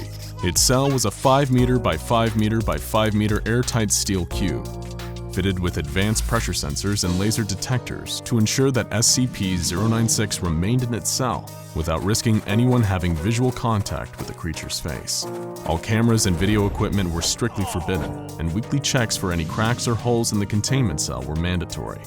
Of course, none of this would stop the creature if anyone somehow saw its face. In order to solve that little problem, Dr. Dan would need to continue his research. To find a method of subverting the creature's deadly glance, they needed to know exactly what they were dealing with. But how could they, when even a glance at a photo or video of the being meant certain death? A potential solution was proposed, creating an artistic representation of the creature's face, something that hadn't yet been attempted. But how would they achieve such a feat? Simple. They'd procure a D-Class prisoner with some artistic talent, and they found one who had been a tattoo artist before becoming a Foundation guinea pig. Dr. Dan formulated an ingenious plan for keeping this D-Class alive for long enough to accurately draw an image of SCP-096's face. He would be placed in a bathysphere diving bell several kilometers underwater and tens of kilometers away from the containment cell where the SCP was being held. The D-Class was made to look at a photograph of the creature's face and then replicate that image in a pencil sketch. Dr. Dan first confirmed that the creature's attack mode is only activated by the creature's face, by having the D-Class look at a series of photos of the SCP's body parts, one by one, finally finishing with its face. The D-Class began drawing and even remarked on how creepy the SCP's facial features were, despite not knowing the deadly context. Meanwhile, back in its containment cell, SCP-096 sensed someone viewing its face and entered its inconsolable crying state followed by its attack mode. It broke out of containment easily and began making a beeline for the D-Class, traversing the miles between it and its prey. The D-Class didn't know it, as he locked the finished drawing into a separate, autonomous submersible, but he was already dead. As the drawing made its way up to a researcher on the surface, SCP-096 dived into the water and started swimming down towards the artist. Minutes later, the bathysphere was breached, and the D-Class was torn to shreds. SCP-096 was recaptured without issue by Surface Recovery Team Foxtrot 303A, and further testing on the drawing showed that artistic representations of SCP-096's face were in fact harmless. From this experience, we now know that the creature has a gaunt face with totally white eyes, possibly indicating blindness and a grossly extended jaw. Nevertheless, Dr. Dan was adamant that SCP-096 was too dangerous to be left alive, and requested permission from the upper echelons of the Foundation to terminate the creature by any means necessary. However, the doctor's request would fall on deaf ears, until it all started with a seemingly innocent image. While it's now been redacted for your safety, the black speck inside the yellow circle was once a minuscule image of SCP-096, taken unknowingly in the 1990s by a semi-professional mountaineer. One day they were looking at old photographs when his eyes passed over the tiny speck without even noticing that he had seen anything. But SCP-096 noticed and began entering its attack mode. It tore through its steel containment unit like tissue paper, causing the release of a nerve agent that killed a number of attending Foundation staff. The monster then fled the base and began pursuing its prey, with Mobile Task Force Tau-1 in hot pursuit. Dr. Alexei, who was helping to manage the site where the SCP was contained, was in dismay over the situation. Dr. Dan was out of the country at the time, trying to discover more about the creature's origins. However, he did leave the Mobile Task Force with a new secret weapon against the rampaging Shy Guy: Project Scramble. Scramble were state-of-the-art goggles featuring a new technology created by Dr. Dan, which, using artistic renditions of 096's facial features, could detect and scramble the features of SCP-096 into an unrecognizable form, preventing the normally deadly effect of gazing upon its face. In theory, this would allow MTF Tau-1 to engage safely with 096 once its prey had been eliminated and bring it back into containment. But disaster struck on two fronts. First, the prey in question was located in a population center, creating the potential for a huge loss of life. And the second bigger problem was that the scramble technology didn't work, as stray pixels of the creature's face would reach the eyes of the task force before the internal microprocessor had time to scramble them. The mission turned into a death sentence, as SCP-096 slaughtered almost the entire task force, as well as a number of civilians in town, including an infant and its entire family. It was a monumental disaster, made even worse by a final revelation. Dr. Dan and Dr. Alexei had themselves facilitated the entire containment breach and allowed the resulting massacre to happen, with Dr. Dan hoping it would be enough motivation for Foundation Command to greenlight his research into destroying the creature. Anything that would give him the opportunity to kill this thing would be worth the bloodshed. His plan worked, and the SCP Foundation saw it his way, approving his request to neutralize SCP-096. However, success comes at a cost for Dr. Dan. Once he figures out a way to finally kill the creature, though done in his line of duty, he himself will be terminated by the Foundation for his crimes against humanity. But considering how much damage SCP-096 is capable of causing if it ever got to a major population center, or even worse, was ever caught on camera and broadcast to a worldwide audience, the Doctor himself would likely deem his own death a justifiable cost. To this day, the Foundation is researching ways to kill the creature, and they're still looking for their silver bullet. And the pressure is on. They hadn't known about the seemingly innocent picture that sparked the last containment breach, the one taken decades ago, in which the Shy Guy had only occupied 4 tiny pixels. 4 tiny pixels that resulted in multiple innocent lives lost. So be careful where you look, because who knows how many other photos of the creature are lurking out there. Photos with an innocent dot in the background. Your eyes glance over it, not even noticing the little blip, until you hear a distant wailing that seems to be getting closer and closer and closer, and then it's already too late. Every time a bell rings, an angel gets its wings. It's an iconic line from It's a Wonderful Life, and even if you don't believe in angels, it is a pleasant image. After all, angels are the embodiment of goodness and light, so an angel getting its wings has to be a good thing, right? Well, as anyone who's ever eaten one too many Christmas cookies can tell you, it's possible to have too much of a good thing. Even something that sounds like the embodiment of all things good in theory can become deadly when taken to the extreme. That is where SCP-469, also known as the Many-Winged Angel, comes in. This angel-like creature is anything but innocent, and in fact it has been responsible for multiple deaths of SCP Foundation personnel during its captivity. SCP-469 may be deadly, but it is also undeniably beautiful in a mysterious, ethereal way. When first seen, it appears to be nothing more than a massive pile of pristine white feathers, like something out of a pillow commercial. The pile measures 24 feet in diameter and weighs at least 2 tons. However, like many of the entities contained within the walls of the Foundation's countless containment sites, all is not as it seems with 469.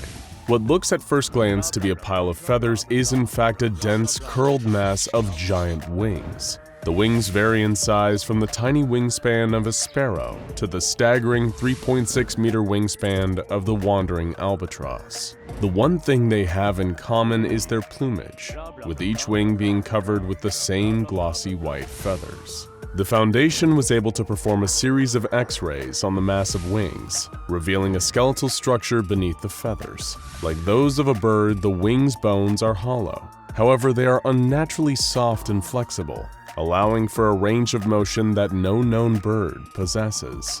This accounts for the curvature of the wings and their ability to coil tightly into each other. The X-ray also provided the first and only recorded glimpse at the creature hiding underneath all the feathers. At the center of the layers upon layers of wings is a humanoid creature curled into a fetal position. In defiance of the laws of natural anatomy, every single wing appears to be fused to this creature's spine. How would it be able to move under the weight of these wings, or even if it could, is as of yet unknown. The first Foundation personnel lost to SCP-469 were D-Class personnel D-112 and D-624, who were sent in to investigate the nature of the creature and attempt to contact the humanoid entity identified on the X-rays. 112 and 624 entered the room, equipped with gloves and protective eye gear, as scientists watched the situation unfold on a monitor on a video feed. No one expected much to come of the encounter.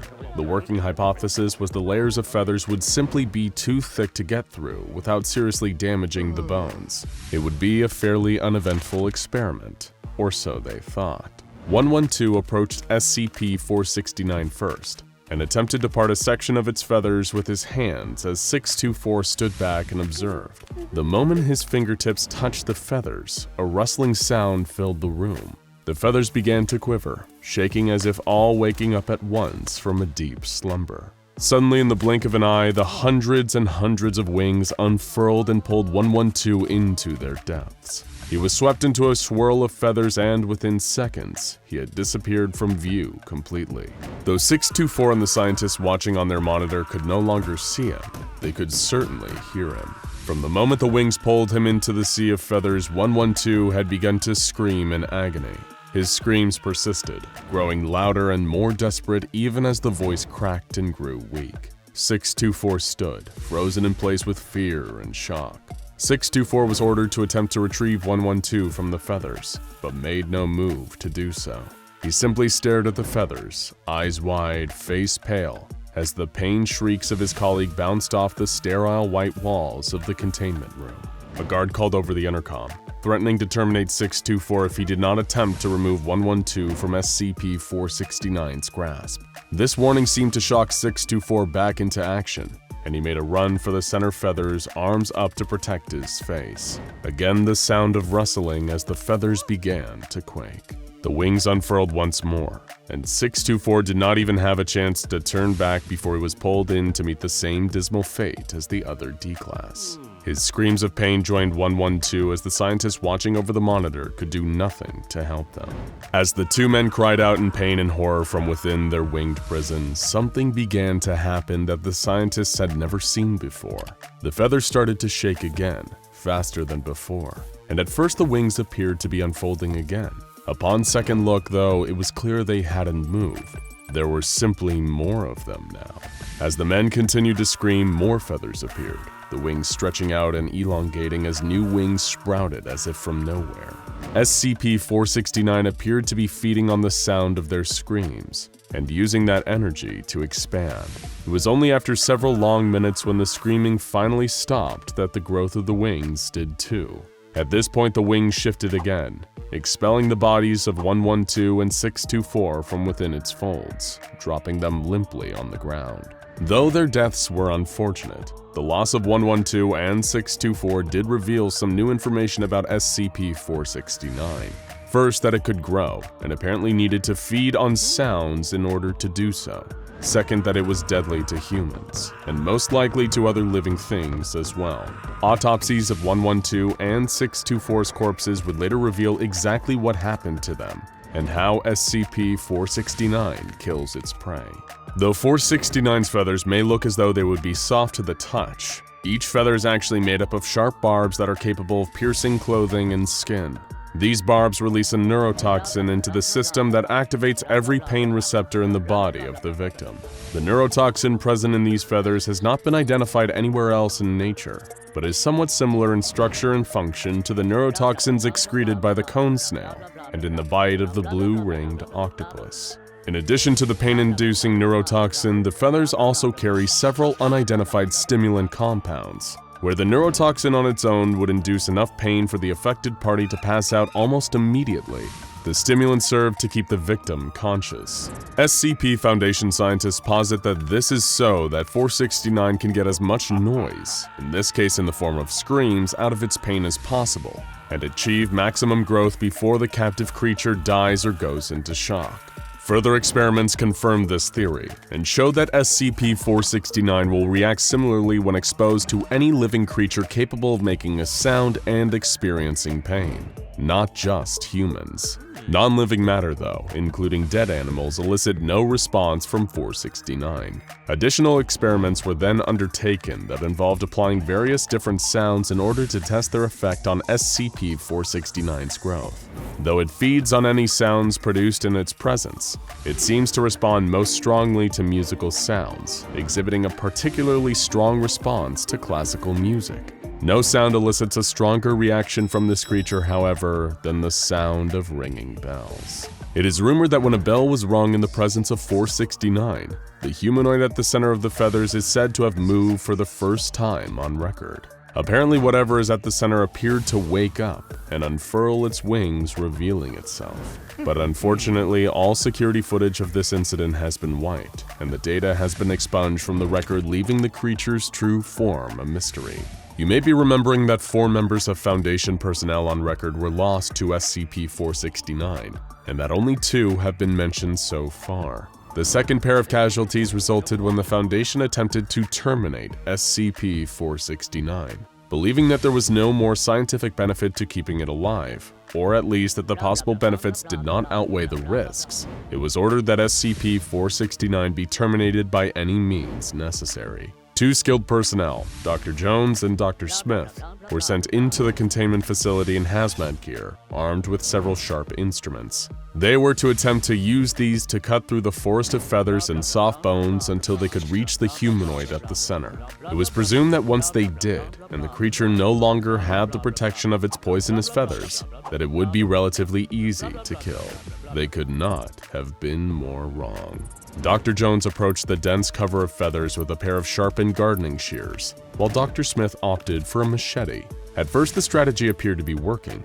Dr. Jones made several quick cuts, with feathers fluttering to the floor and sticking to the hazmat suit as Dr. Smith slashed into the feathers with his machete, making similarly promising progress. However, the situation quickly took a turn for the worse when Dr. Jones dropped her shears and let out a blood-curdling scream. The feathers had taken a little longer to get through the suit to her skin, but somehow they managed to find a way just the same.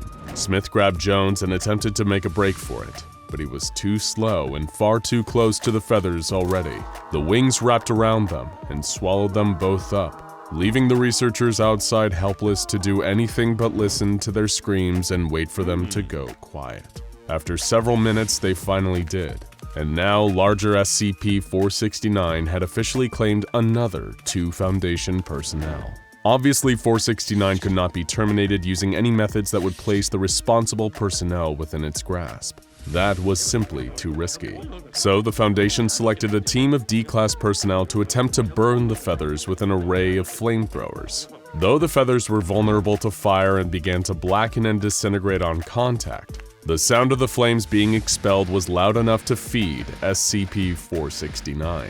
Its growth was so quick in response to the noise that the fire could not keep up with the amount of new feathers and wings being produced. By the same time the flamethrowers ran out of propellant, 469 was the same size it had been when they started. Other terminations have been discussed, including the possibility of submerging the entire creature in a highly corrosive acid, but so far this has not yet been attempted. Whatever they end up trying, it is clear that nothing that produces a significant amount of noise will be able to kill 469. So where is it now? What's become of this perverse angel with the never-ending wings? Currently it is kept in an airtight, soundproof chamber where nothing can trigger the growth of any more wings. So what is it? An angel? A demon? A twisted, mutated bird of some kind? It is entirely possible that we will never know. But It's a Wonderful Life had something right even by accident.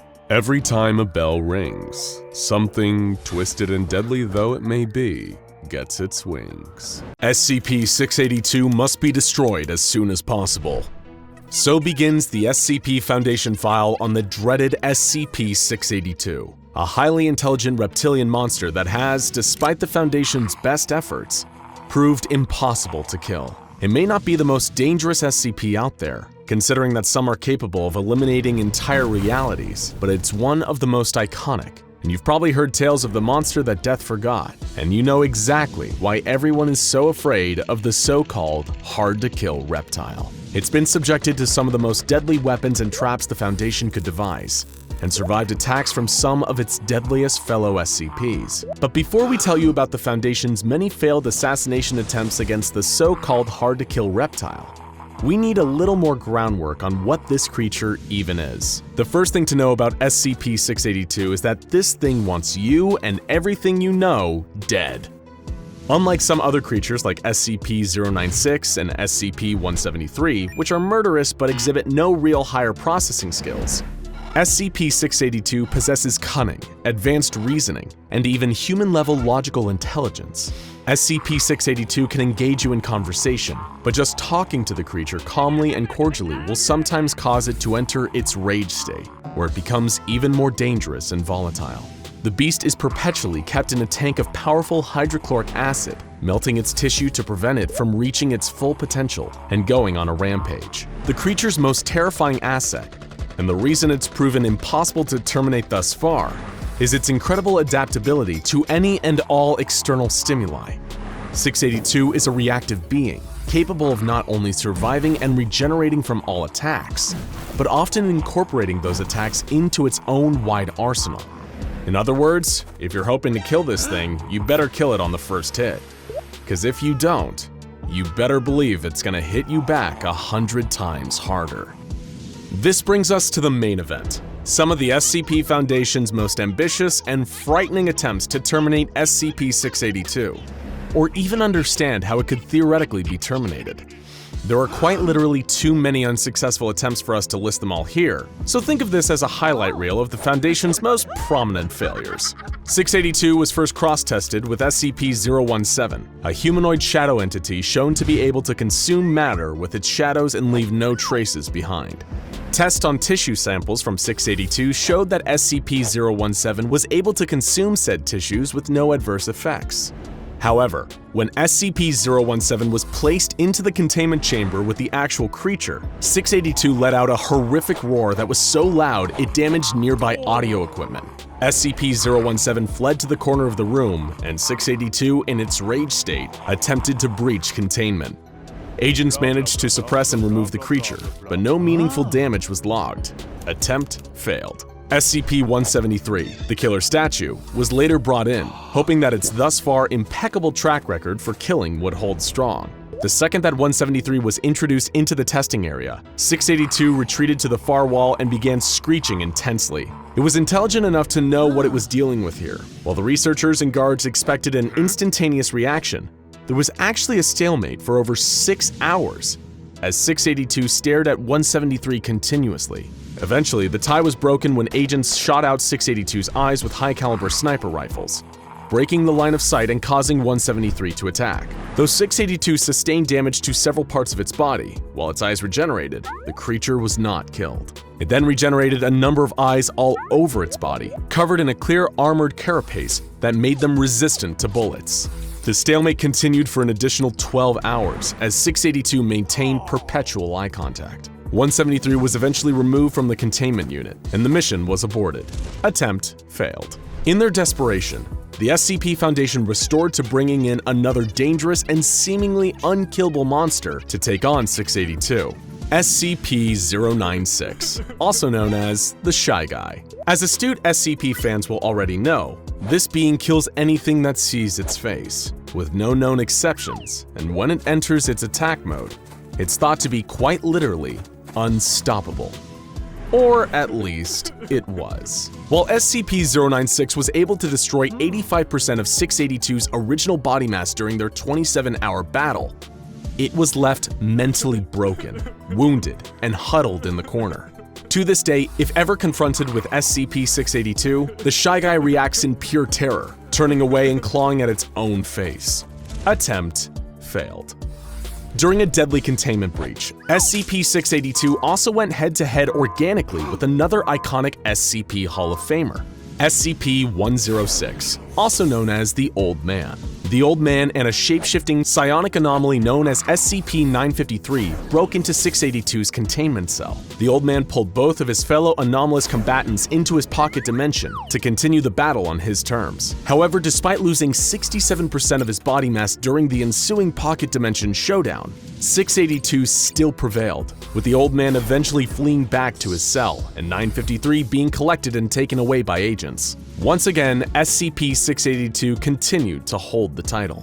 But it wasn't just cross-testing experiments, intentional or otherwise. The SCP Foundation's quest to kill 682 led them to a number of more conventional murder methods, all with varying degrees of success. Due to SCP-682's highly adaptive abilities, some methods were discounted from the outset. For example, launching a powerful thermonuclear missile at the creature was soundly rejected by O5 Command, on the premise that if the creature wasn't destroyed and evolved to the point where it could shrug off nukes, humanity would be pretty much done for. Other ideas were abandoned just for being too ridiculous, such as one researcher's suggestion to fly the creature through the air and drop it from a considerable height, hoping to kill it with the high-altitude impact. I'm not sure we even need to tell you why that's a terrible idea, but during the experiments on SCP-682, the studies ranged from honest to incompetent to straight-up evil. One guest researcher fed 2 small innocent children to the creature just to see what would happen. He was then himself fed to the creature for his sadistic behavior, which was viewed as getting in the way of his professional conduct. After all, the Foundation is meant to be cold, not cruel. It was SCP-682 that had the monopoly on cruelty. Memetic kill agents were a resounding failure. They attempted to dismember 682 with a powerful laser, only to have the creature develop reflective surfaces that displaced the beam and caused catastrophic damage to the area around it. They attempted to kill the creature by sucking all the air out of its containment facility and create a vacuum, but it expelled a dangerous gaseous compound that reacted violently and exploded when air was once again introduced into the room. The Foundation used high-precision blades to slice SCP-682 into approximately 12,000 pieces, then separated these pieces. Unsurprisingly, by this point, this attempt also failed. The 12,000 pieces reformed a short while later into the fully operational killing machine we all know and fear. In one particularly frightening display of intelligence and adaptability, the Foundation attempted to kill 682 with extreme heat, but it shielded itself by developing a second carapace composed of solid helium. When personnel entered the room following the failed attempt on the creature's life, it shattered its helium carapace into deadly shards that fired around the room and shredded all Foundation personnel in attendance. It had set a trap, and that trap had been wildly successful. The creature's ability to adapt to seemingly any offense is unparalleled, to the point where Foundation staff have no idea how to classify this creature. whether it's organic, inorganic, or even alive at all based on any definitions we could understand. At every turn, the creature just raised more questions. What is it? Is it possible to destroy it at all by any means? Who was even trying to kill who here? Because it certainly seemed like SCP-682 had a masterful KD ratio by now.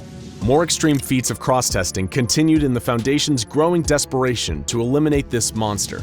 SCP-162, which is a hypnotic ball of sharp objects, hooks, and high-tension fishing line, was introduced to 682's containment cell. The hooks latched onto the creature and tore huge portions off, including its entire lower jaw and one of its limbs. However, 682 was still able to breach containment, kill 11 people, and badly wound 86 others. It regenerated its severe injuries in no time. The beast was even taken to the domain of the Gate Guardian, one of the proposals for SCP-001. The Guardian had a flaming sword hotter than the sun, capable of destroying its targets on an atomic level. Naturally, SCP-682 survived and regenerated. Perhaps the most fascinating cross-test of all was between 682 and SCP-053, who manifests as a kind, innocent little girl with the unfortunate condition of causing homicidal tendencies in all who come into contact with her for more than 10 minutes.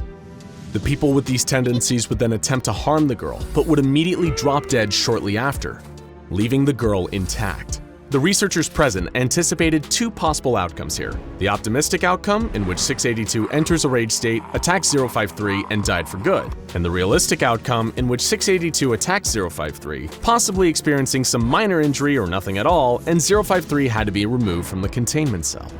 But that didn't happen. What did occur was considerably more shocking than any kind of violence. When 053 entered 682's containment chamber, the monster became uncharacteristically docile. Researchers and staff were baffled and watched with amazement as 053 approached the terrifying, immortal, mass-murdering monster and began to play with it. 682 even allowed 053 to draw on its face with crayons. Researchers thought they must have been dreaming seeing this surreal display play out. 053 even appeared to have affection for this unkillable misanthrope. It was a single act in defiance of everything they thought they knew. When Foundation personnel entered the containment cell to separate the two, 682 went ballistic and killed multiple guards. 053 also wept, sad at being separated from her new friend. To this day, despite further testing, the Foundation has no idea how or why this happened. Like many details surrounding SCP-682, it's shrouded in deeply frustrating mystery. And so the tale of SCP-682 continues, in spite of the Foundation's best efforts. The monster continues to breach containment and slaughter with some regularity, taking out its seemingly limitless hatred for not only human beings, but anything that dares draw breath. Nobody knows where exactly the creature is from, what its true nature is, or why its ability to adapt and regenerate far exceeds any known organism on this planet. Perhaps one day, through enough research and cross-testing, we can someday answer these questions with scientific precision. But until then, we only have one answer: hatred never dies. A month ago, Dr. Robert Maxwell was a senior researcher working at the facility, but a tragic mistake had cost the lives of several of his co-researchers. Now he was being led down a bleak hallway in Armed Biocontainment Area 14, a rifle-wielding guard flanking him on either side. The once rising researcher had a very different title now: D-8724. He had been made a D-class personnel, a death sentence. However, as the guards led him to his possible demise, he wasn't dressed in the typical D-class orange jumpsuit. No, he was dressed in frilly Rococo dining wear more typical of 18th century France. If anything, Dr. Maxwell looked like he was on his way to meet royalty, and in a sense, he was. The former researcher had begged for any other assignment, but the site director insisted on committing Dr. Maxwell to tea time with SCP-082. He'd always been the talkative type, so the two would make a perfect pairing. And if the creature found him sufficiently amusing, then Maxwell might even leave the containment cell alive. He had heard legends of the giant creature they called the Cannibal. Maxwell hoped they were just stories.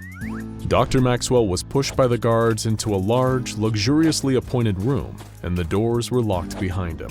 He felt like a child, surrounded by freakishly large furniture and 10-foot-high ceilings. The fog of obnoxious floral perfumes couldn't fully cover up the pervasive smell of death that lingered in the cavernous halls of 082's palace.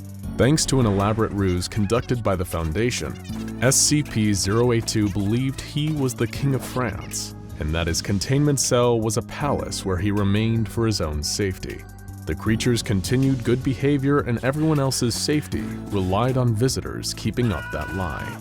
Maxwell had never worked in this area of the facility, so a lot of the standard procedures were new to him. Still, his superior had given him a clear directive: talk to the monster, communicate with him, be cordial and friendly.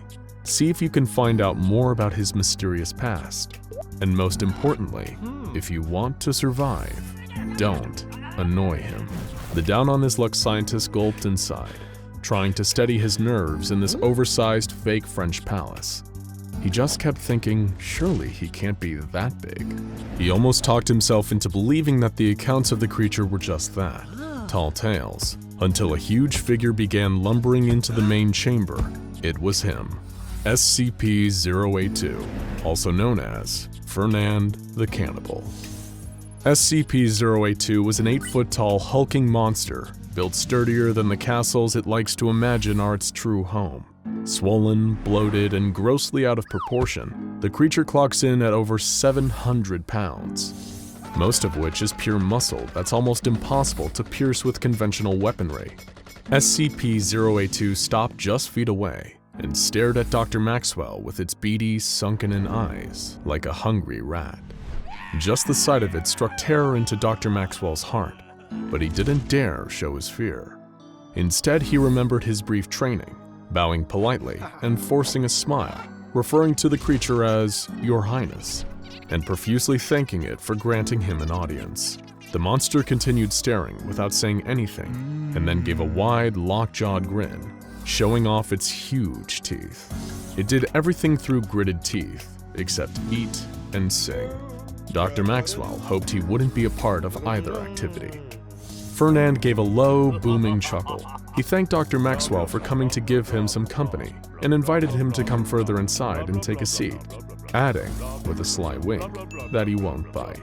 The monster complained that he so rarely gets visitors to the palace these days, but he omitted the fact that the main reason for this was his tendency to devour them. Maxwell nodded and followed the giant deeper into its oversized abode. He couldn't help but notice that the monster's arms looked like huge, fleshy punching bags. He knew that if Fernand wanted to, he could easily crush him flat, just like he'd done to so many unfortunate guards during containment breaches. Fernand told Dr. Maxwell that he was thinking of having some decorating work done. The walls of his palace were starting to look awfully drab, and he gestured to one covered with a rusty red streak. Maxwell remembered that D-class cleaners were sent into the containment cell twice a month to tidy any of Fernand's messes, but they often ended up becoming one of the messes themselves. The creature encouraged Maxwell to take a seat at his oversized dining table, while he tended to a pot of what he said was full of delicious onion soup. Maxwell obliged his host's request and took a seat at a huge chair that made him look like a 6-year-old sitting at the grown-ups table.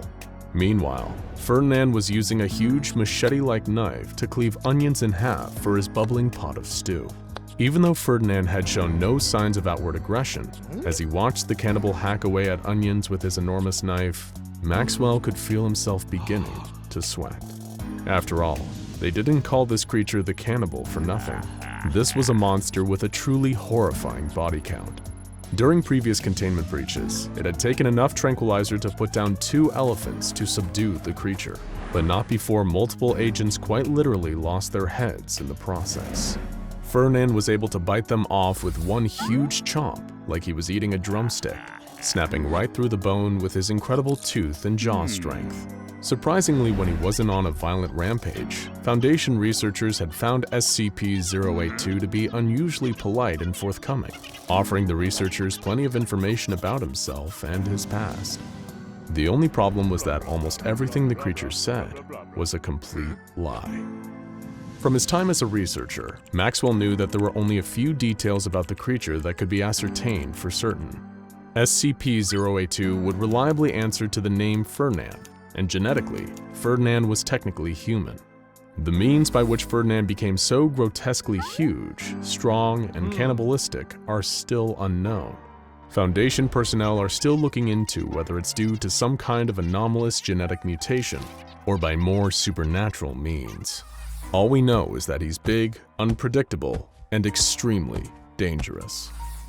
Dr. Robert Maxwell sat terrified at the dining table of SCP-082, listening to Fernand's slightly dull blade chop through the final onion, which he then tossed into the boiling soup. Fernand had switched the topic of conversation to one of his favorite fictional characters, Hannibal Lecter. Of course, Hannibal the Cannibal isn't quite so fictional to Fernand. While he's been shown to be extremely intelligent in terms of puzzle solving and memory, he seems to have no understanding of the distinctions between fiction and reality. He assumes all movies and TV shows are a form of documentary or reality television. And ever since seeing The Silence of the Lambs, Fernand has been eager to meet with Dr. Lecter, which he emphasized to Maxwell over and over. Since trying to explain the concept of fiction to Fernand had never previously worked, Maxwell simply told him that Dr. Lecter is extremely busy at the moment, but will visit whenever he gets a chance. This seemed to satisfy Fernand, who placed 2 large bowls of steaming soup on the table before sitting down a little too close to Maxwell. He couldn't help but notice that the giant cannibal was now sitting within biting distance, and as a lowly D-class, nobody would be rushing in to save him if things went south. Fernand began ranting through his clenched teeth once more, occasionally stopping to consume a hefty spoonful of onion soup. Maxwell was sure to do the same, not wanting to seem anything less than polite. But soon the tenor of Fernand's rant began to shift. Typically the monster spoke French or heavily accented English. Now he was affecting the accent of a Victorian gentleman, peppering his speech with tally-ho and the game is afoot. Maxwell was confused at first, but quickly realized the game Fernand was playing. It's well known that Fernand is a pathological liar who likes to play numerous characters, changing his mannerisms and clothes accordingly. These personas have included a vampire, Big Bird, Andre the Giant, Foundation researcher Dr. Bright, the Incredible Hulk, Alexander the Great, Captain Hook, Dr. Frankenstein, and Frankenstein's monster. And, of course, in this case, the iconic fictional detective, Sherlock Holmes. Fearing for his life in this strange situation, Dr. Maxwell did the only thing he could: play along. As Fernand reeled off his Holmesian delusions, Maxwell began to play the role of Dr. John Watson, asking follow-up questions and complimenting Fernand's impeccable deductive reasoning. And it seemed to be working. Fernand played along too, acting as though the two of them really were Arthur Conan Doyle's crime-fighting duo. Towards the end of their game, Dr. Maxwell was even starting to enjoy it, amazed that his quick thinking was actually keeping him safe. But just then, the cannibal froze, as if in a trance. He locked eyes with Dr. Maxwell, like a mad dog that you can't tell if it's going to bite you or not. He saw the creature's gargantuan teeth separating, its huge jaws stretching open. This could surely only mean one thing. Dr. Maxwell winced and prepared for death, cursing that all of his quick thinking had amounted to nothing. Fernand leaned towards him, his gaping maw with its hot onion-scented breath just inches away from Maxwell. And then, he began to sing. The cannibal broke into a raucous Victorian pub song, happy and jovial. In his moment of terror, Dr. Maxwell had forgotten that this was the other reason SCP-082 opens his nightmarish jaws. Relief washed over him, as he knew he was safe, at least for the moment. Not long after, Foundation guards arrived and escorted him from the cell, leaving the delusional giant to his own devices back in the so-called palace. The former researcher had done it. He had bested Fernand the Cannibal, and hopefully it would be the last time he'd ever be face to face with that deranged giant. Unfortunately for Dr. Robert Maxwell, in a performance review later that week, one of his superiors remarked that Fernand enjoyed his company and he had done a great job. Such a good job, in fact, that Fernand insisted he have Dr. Maxwell for dinner, or any other meal for that matter, sometime very soon. One of the primary aims of the SCP Foundation is to contain the anomalies that they discover. Secure, contain, protect is their mission statement after all. However, there are some forces so unknowable and malevolent that there is no way to truly contain them. SCP-4205 is one such force. Very little is known about SCP-4205, even compared to other SCPs, many of which are mysterious by their very nature. We do not know what it is, we do not know what it wants, and we do not have any meaningful way to stop it. The best that can be done to protect yourself from it is to implement the few known preventative measures available and pray that it doesn't set its sights on you. The little information that exists on SCP-4205 was recorded by Wade Dalitz, a former junior researcher at the Foundation. He wrote the initial report on SCP-4205 on a computer, Terminal 4. Though his work was highly valuable and provided many previously unknown insights about the nature of the SCP, sadly his knowledge could not save him. The official entry on SCP-4205 was his final act before his death on December 11th, 1992. Before we get deeper into that entry and Wade's final day on Earth, it's important to understand what SCP-4205 is, or at least understand the little we know about what it is. 4205 is a Keter-class SCP, meaning that it's incredibly difficult or complicated to contain. It also shows extreme hostility toward all life. It is described as an amber-colored pair of human-like eyes, with the ability to appear spontaneously in windows, mirrors, or any other glass or glass-like surface. One of the reasons so little is known about these eyes is that anyone who sees them dies within seconds. Much like the mythical basilisk, the gaze of SCP-4205 is deadly and inescapable. The eyes only seem to appear to people who are alone in a room, and never in places where there's more than one person. But aside from that, there is no way to predict where the eyes will appear. Since it is unknown if the eyes are part of a corporeal body or even present on this plane of reality, there is no way to contain them or stop them from killing. This brings us to that fateful day, December 11th, 1992. The day that the SCP Foundation would finally be given some tangible information on the mysterious amber eyes, at the cost of one of their researchers' lives. Wade Dalitz, a young man fresh out of his university studies, was brought on board as a junior researcher by Dr. Mark Forsyth, a senior researcher. Dr. Forsyth recruited Wade after giving a guest lecture at his university, and being impressed by Wade's keen observational skills, thirst for knowledge of the unexplained, and determination to understand that which seemed to defy explanation. After Wade graduated, he was recruited by Dr. Forsyth and given the position of junior researcher at the SCP Foundation, where he assisted Dr. Forsyth, now a site supervisor, in his research. After several months of working under Dr. Forsyth with minimal responsibilities, Wade was finally given the opportunity to write his first SCP report on SCP-4205. Following some initial documented appearances of 4205, Dr. Forsyth approved further research into the anomaly, with Wade appointed as the lead researcher on the subject. According to Wade's entry, he was responsible for the discovery of SCP-4205 when he spotted the anomaly in a window. Though later reviews of security footage determined that he was not the first person to observe the eyes, he did claim to be the first to observe them and live to tell the tale. In his writing on the subject, Wade is puzzled by the fact that he survived his encounter with SCP-4205 and wonders what could have set him apart from the others that fell victim to its gaze. He found himself frustrated as he documented SCP-4205, his rough drafts of reports dissolving into angry rants about his own incompetence. Wayne had difficulty adjusting to his new responsibilities, especially with the added element of his assigned subject's mysterious and volatile nature. In between his reports on SCP-4205, its previous appearances, and its effects on its victims, he wrote letters to his father, desperate for reassurance that he was not messing everything up, letters that would sadly go unsent. In his coverage of SCP-4205, Wade made note of a troubling reoccurring element in each victim's death. When medical professionals attempted to revive the victims, it was always noted that their brain activities stopped much more quickly than in cases of death by natural causes. When examined, all aspects of the body aside from the brain were completely unharmed. The brain, however, showed massive nerve damage in the amygdala, hippocampus, medial temporal lobe, and occipital lobe. The appearance of this brain trauma had been compared to the effects of electrical shock or a severe head injury. In addition to Wade, 6 other people on record encountered SCP-4205.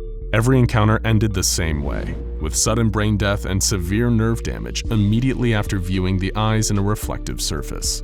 The first encounter occurred on January 5, 1990, when Deputy Liaison Genna viewed the eyes in a reflective glass one-way window. Security tape reveals that the eyes appeared in the window 8 minutes before the Deputy Liaison spotted them. As soon as he did, he fell from his chair and immediately died. Though the specifics varied from case to case, the end result of every encounter was the same, with none surviving long enough to relate what they had experienced, every encounter except Wade's. As he continued his documentation of SCP-4205, Wade's mental state quickly began to deteriorate, the process of his mind coming apart and his thoughts giving way to confusion, fear, and anger at his own survival is documented in his reports on the SCP. He agonized over the questions of why he was able to survive gazing into the eyes of SCP-4205 when so many others had not. The question consumed him until he was unable to eat, sleep, or do anything but obsess over the SCP he was tasked with researching. As he became more agitated, he began to write about the eyes appearing to him again. On one occurrence, he attempted to touch them, and described the sensation like touching a balloon to your arm after it had been charged with static electricity. He continued to report seeing the eyes. The worst was when trying to sleep, during which he was overtaken by violent sleep paralysis and plagued with visions of the amber eyes. The only comfort Wade seemed to find was in memories of his loved ones. He wrote about his mother and his father, even as their memories grew foggier to him. He also mentioned a man by the name of Theodore Quayle, who he claimed was a researcher at the Foundation.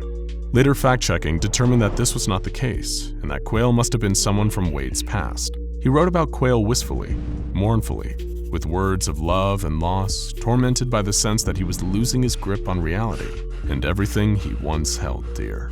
As Wade descended deeper into a hell inside his own mind, he continued to mull over the questions of SCP-4205. Was there more to it than what was visible?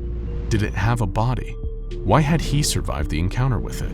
And what did it want from him? He decided that those who had perished immediately were the lucky ones. They had escaped the torture that had overtaken his life. The eyes were everywhere now, watching him even as he attempted to unlock their secrets on a Foundation computer.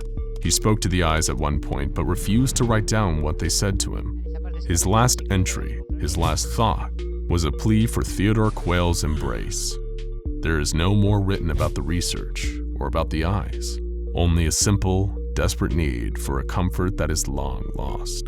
Now is the part of our story where terror meets tragedy.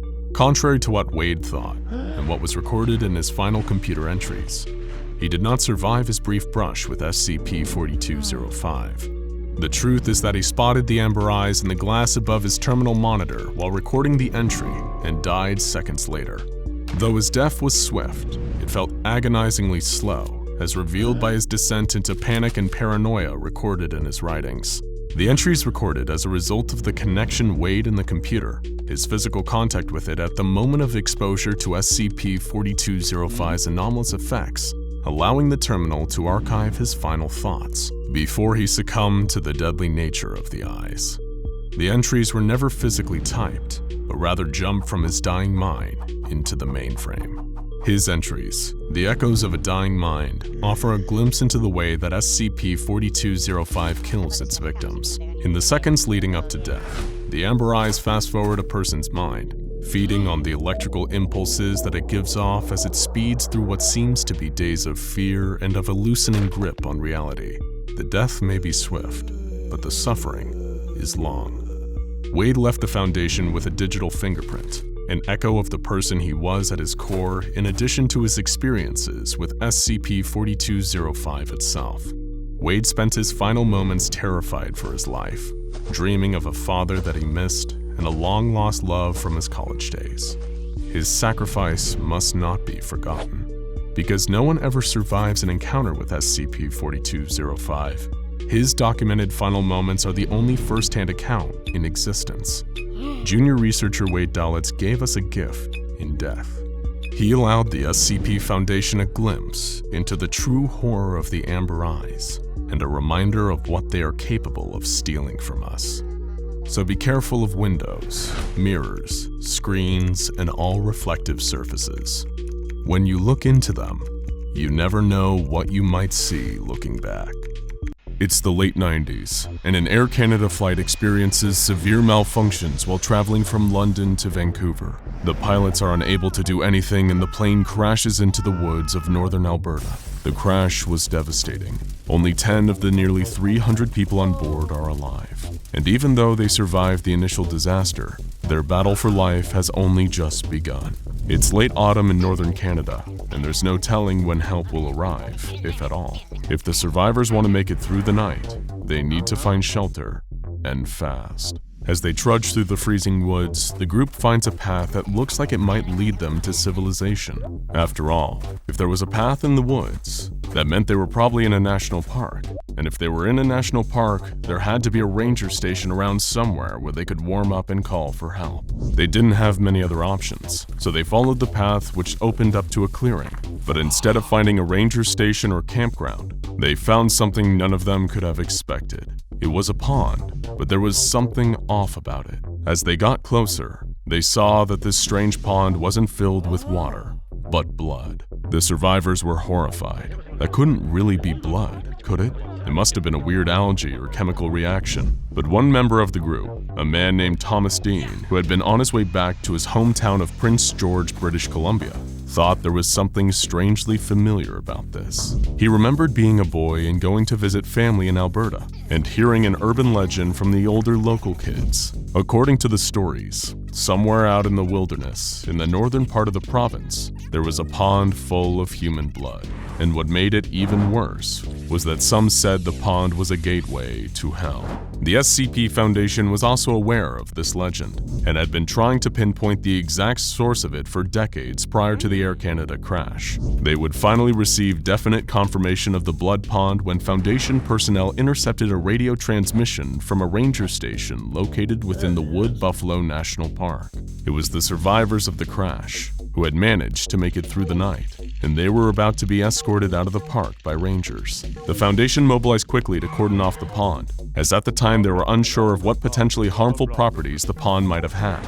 They set up Watch Station Epsilon 38 and put staff on guard to deter travelers from the area. The pond was given the designation of SCP-354 and classed as Euclid. Foundation scientists made a number of interesting discoveries about SCP-354 when they collected samples for testing. First, the pond was not in fact full of blood, merely an inorganic liquid that closely resembles blood in color and consistency. Second, and even stranger than the red liquid, is that the pond doesn't seem to have any definite banks or a bottom. Instead, the liquid in the pond increases in density as the radius away from the center increases. The liquid congeals at the edges, becoming more solid and blending into the surrounding soil. It also becomes thicker as one descends deeper into the pool, and the bottom of the pond has not yet been reached, if it even exists. Initially, the Foundation found no signs of life within the blood pond, but that would all change at 2:03 p.m. on the day following the opening of Watch Station Epsilon 38.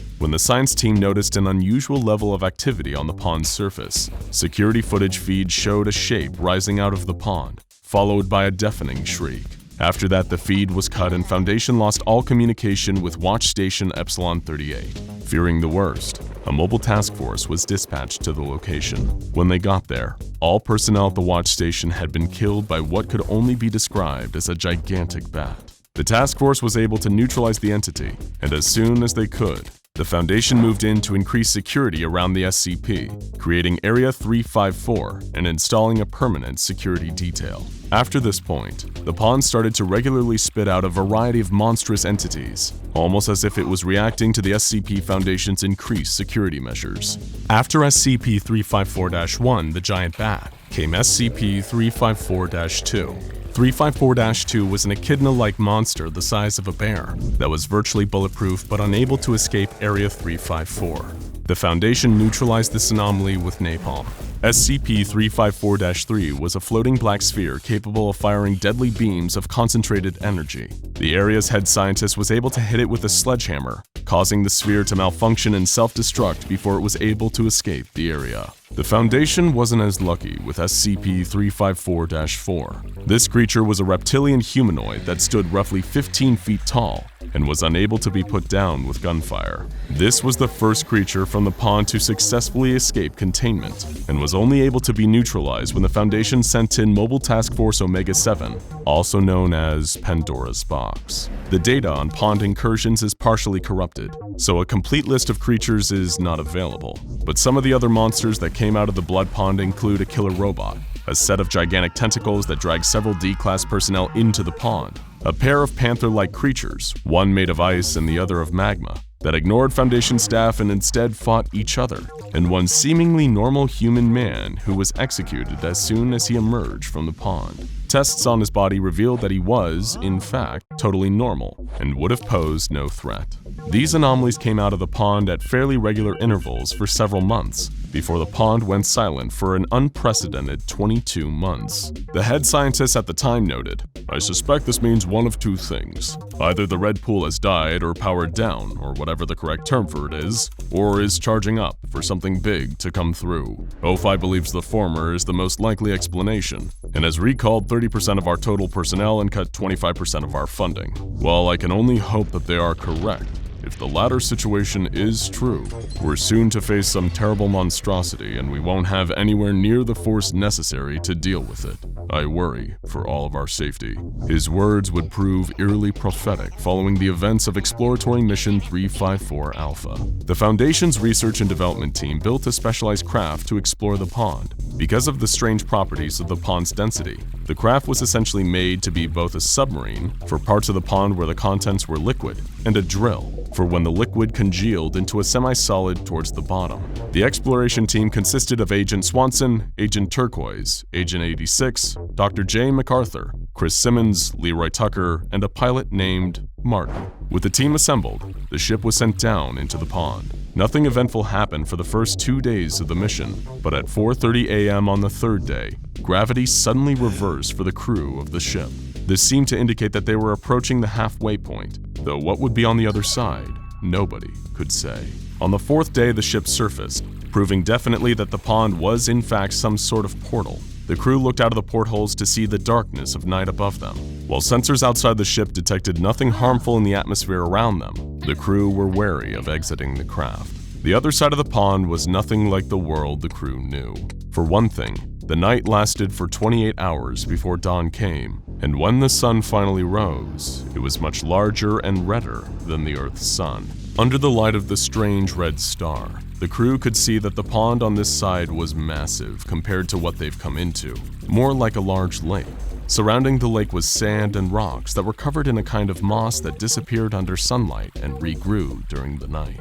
The team left the ship and started to explore. During their time in this strange world, they found that the day lasted just a few hours shorter than the night, meaning that whatever planet they were on had a roughly 43-hour-long rotation as opposed to our own planet's 24. The team found a number of anomalous elements on their expedition, including razor-sharp grass that can puncture skin and streams of liquid carbon dioxide. They heard some loud roars in the distance once or twice, but other than that, the planet was eerily silent, with seemingly no animal life and not even wind. When it rained, the soil remained dry, and based on that, the scientists theorized the plants in this world were more efficient at absorbing moisture. On the 25th day, the team ran into a huge metal wall that appeared to be artificially constructed. Luckily, Leroy Tucker, a quick-thinking researcher, was able to rig a blowtorch from camping supplies and melt a hole through the metal. On the other side, there was finally wind and odd black grass. That's the extent of what is known about the other side of the wall, because the expedition logs are heavily corrupted after that point. But we know that whatever was in there wasn't good, because the team never returned. Strangely, there's no record of any names mentioned in the ship's log, almost as if being killed on the other side completely erased them from history. No other expeditions into the pond were launched after that. On an undisclosed date, a year following the discovery of the Blood Pond and construction of Area 354, the site was completely evacuated, and power was cut to the area. Mobile Task Force Data 12 was dispatched to investigate the cause of the evacuation, but before contact could be established, the area's on-site nuclear warhead was detonated, completely destroying the site. MTF Data 12 was then attacked by a convoy made up of D-Class and other low-ranking staff who had evacuated Area 354. It was apparent that there had been some kind of mutiny within the site, and that a dissolution of the chain of command had led to its evacuation and destruction. The convoy totally annihilated MTF Data 12, and no further contact with the former personnel of Area 354 has been made since. Following the site's detonation, a new site was constructed called simply the Red Pool Containment Site. Unlike the previous facility, which focused on research and neutralization, the new site is entirely concerned with containment. The shift in directive came as a response to the pond's apparent reactive nature. Each creature that emerged from the pond seemed to be in retaliation to the Foundation's actions, and it was theorized by some that the mutiny at Area 354 was triggered by some kind of psychic attack from the pond itself. An interview in the SCP file on 354 reveals that there was one more disastrous attempt to control and understand the blood pond. According to an interview with a Foundation agent, the head doctor proposed a scheme to drain the blood pond using a system of pumps and hoses. All non-essential personnel were evacuated in case of emergency, leaving only the pump technicians, D-Class personnel, and a few agents for security. However, as soon as the pump was scheduled to be turned on, everyone at the site experienced a mass dissociative episode. The agent described the feeling they all experienced as like being in a dream and suddenly realizing that you're asleep. He said, "Everything stopped being real. It was like we had to escape right now." When asked what happened when the pump was turned on, he simply explained that it wouldn't let them. This interview confirmed the theory that the pond is not only capable of releasing monsters out into our world, but also that it's capable of powerful but much more subtle psychological attacks. This suggests a chilling possibility, that the pond isn't just blindly reacting to being attacked, but it's fully sentient, and the actions of the SCP Foundation have only served to annoy it. And worst, studies of the pond's banks have proved evidence that the area of congealed liquid around the perimeter of the pond has been steadily expanding. That's right, the pond is getting bigger. The last thing the Foundation agent stationed at the site said before being dragged out of the interview and sedated was, "It gets bigger and stronger every day, and now we've made it angry."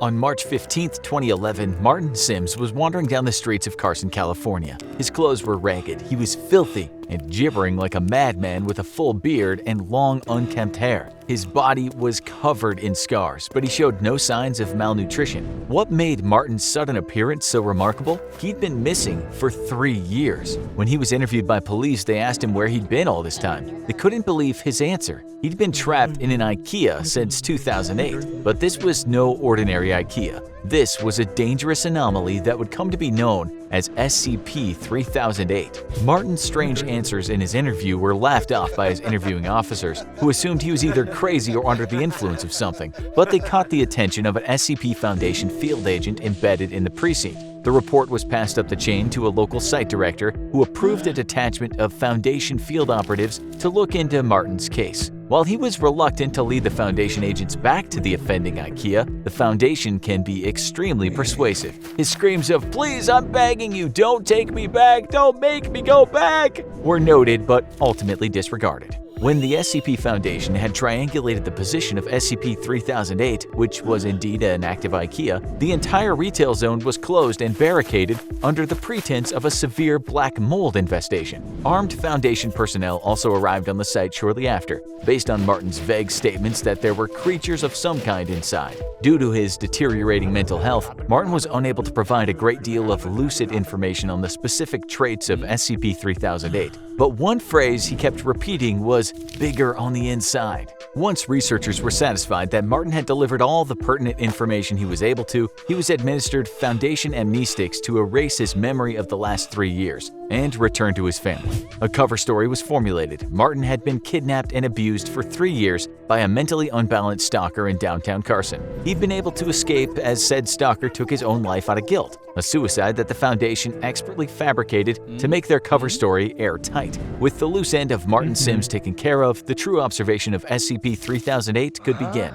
A base set around the perimeter of the mysterious IKEA kept a 24-hour watch on the building, covering all potential entrances and exits. No exploratory missions had yet been approved by the Foundation Ethics Committee, so they first wanted to perform a week of external observation to see if any of the store's anomalous properties extended beyond the confines of the building. After a week of nothing, it appeared they did not. A local site director approved of the use of 20 disposable Class D personnel to explore the interior of SCP-3008. The D-Class operatives would be split into 4 squads of 5 men, Alpha, Bravo, Charlie, and Delta Squad. Each would be assigned a different quadrant of the store and would deliver information back to the control team on site via a live audio and video link. 3 of the 4 teams upon entering the store reported nothing out of the ordinary. Neither the audio or video they were sending back indicated anything different from a standard IKEA store, from the flat-pack wardrobes to the Swedish meatballs. Team Delta, however, suddenly began experiencing a scrambled audio and video connection. Shortly after, communication with Team Delta dropped off entirely. They disappeared somewhere inside the store and haven't been seen since, with one notable exception.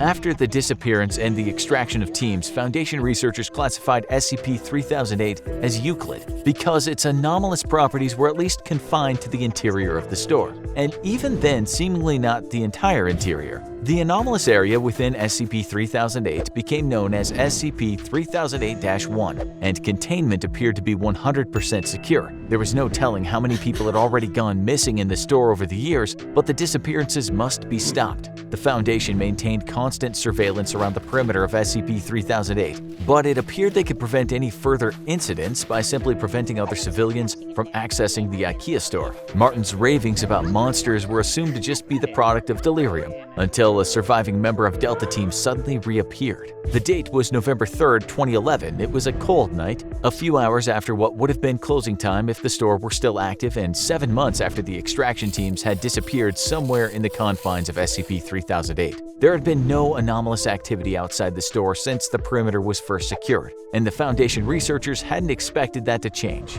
until the last surviving member of Delta Team came barging out of the store's entrance. Startled field operatives were amazed to see him again, but they were even more amazed to see what was following him out of the store, repeating the same phrase, "The store is now closed, please exit the building." Despite the fact that the entity chasing the Delta Team survivor was wearing the yellow shirt and blue pants of an IKEA store employee, the being definitely was not human. It was around 7 feet tall with no visible face. The entity had grossly extended limbs, with each arm being around 5 or 6 feet long and ending in a huge oversized hand. The whole process was so sudden that the field agents present at the perimeter weren't able to save the Delta Team survivor, as the entity reached forward with his freakishly long arms, grabbed him, and twisted his head off like a child with a doll.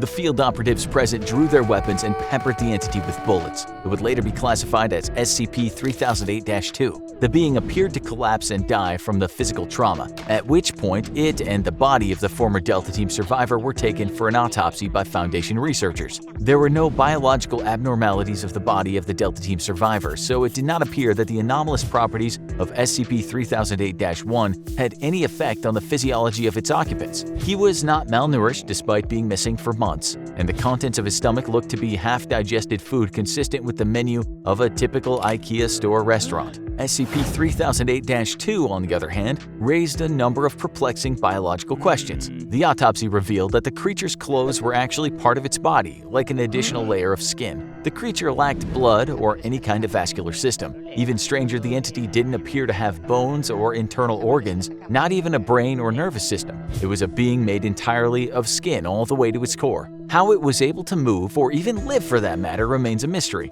Though when you work for the SCP Foundation, you learn to accept that some things will always remain unexplained. One thing was certain though, Martin Sims was right about his monsters. After the incident with Delta Team, the Foundation deemed that sending manned explorations into the heart of SCP-3008 was too much of a liability, and planned a series of drone-based reconnaissance missions into the anomaly. The first of these drones experienced connection issues and failed when attempting to venture into the IKEA's anomalous zone. However, after a lengthy period of trial and error, the Foundation was able to establish a more secure connection with its drones, even when deep into the SCP-3008-1 anomalous zone. It was only then that some of the most extraordinary discoveries were made. made. SCP-3008-1 seemed to break the laws of spatial reality, as the area of the IKEA's interior was at least an order of magnitude larger than its exterior. Just as Martin Sims had said, it was bigger on the inside, but just how much bigger? The Foundation has yet to find evidence of any physical terminators within the store that might indicate SCP-3008-1 has an endpoint, while an area of at least 10 kilometers squared has been uncovered in SCP-3008-1. It could, in theory, be infinite.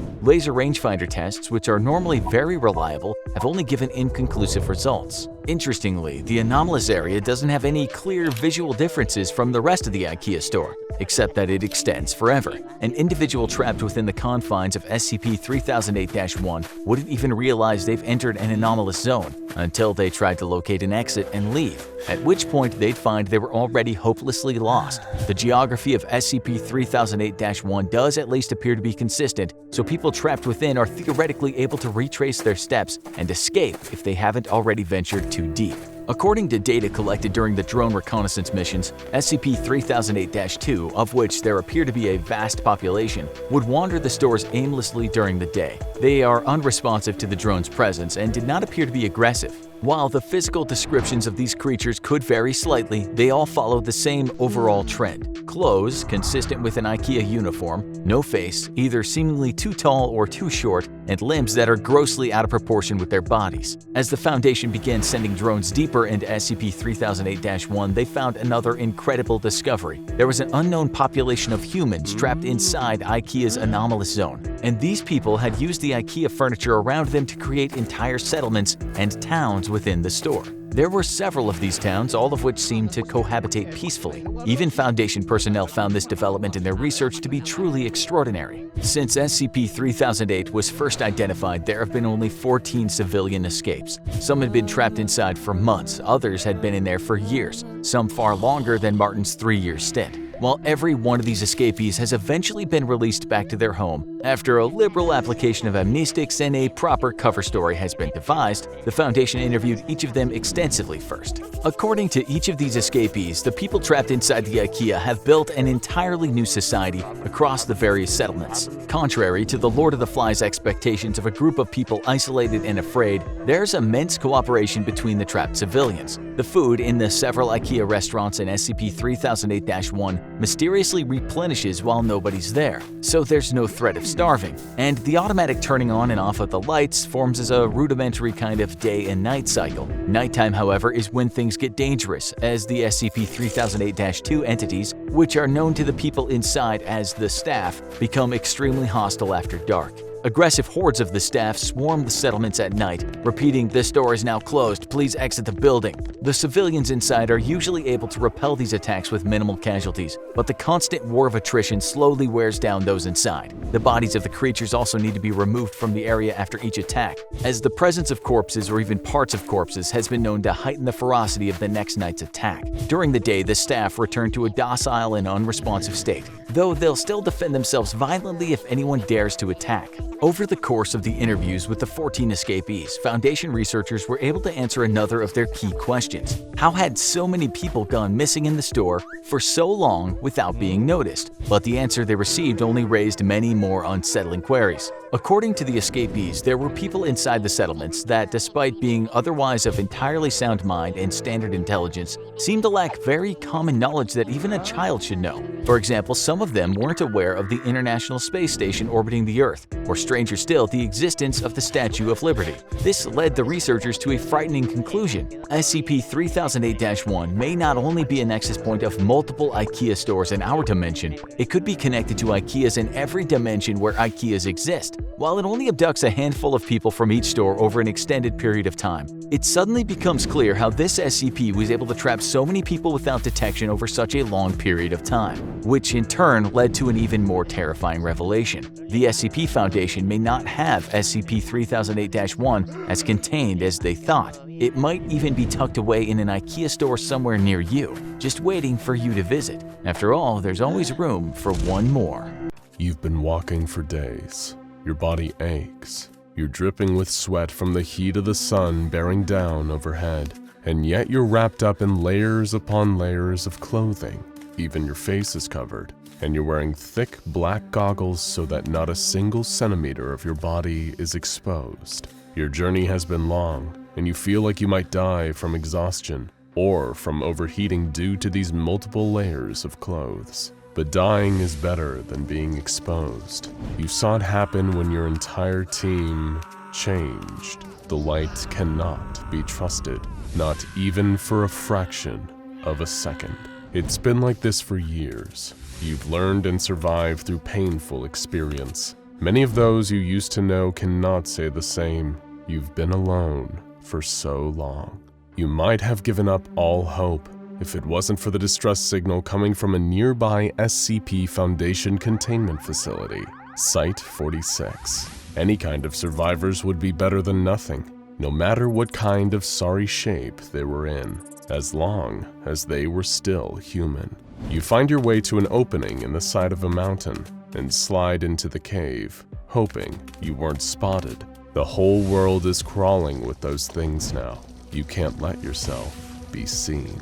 As you trudge down the cave towards the entrance, you see what looks like a huge black snail trail splattered on the ground, leading into the facility. You try to avoid it and press on. You don't even need a key card to enter. The door has been left ajar. The facility reeks of those things, but you can't see any of them.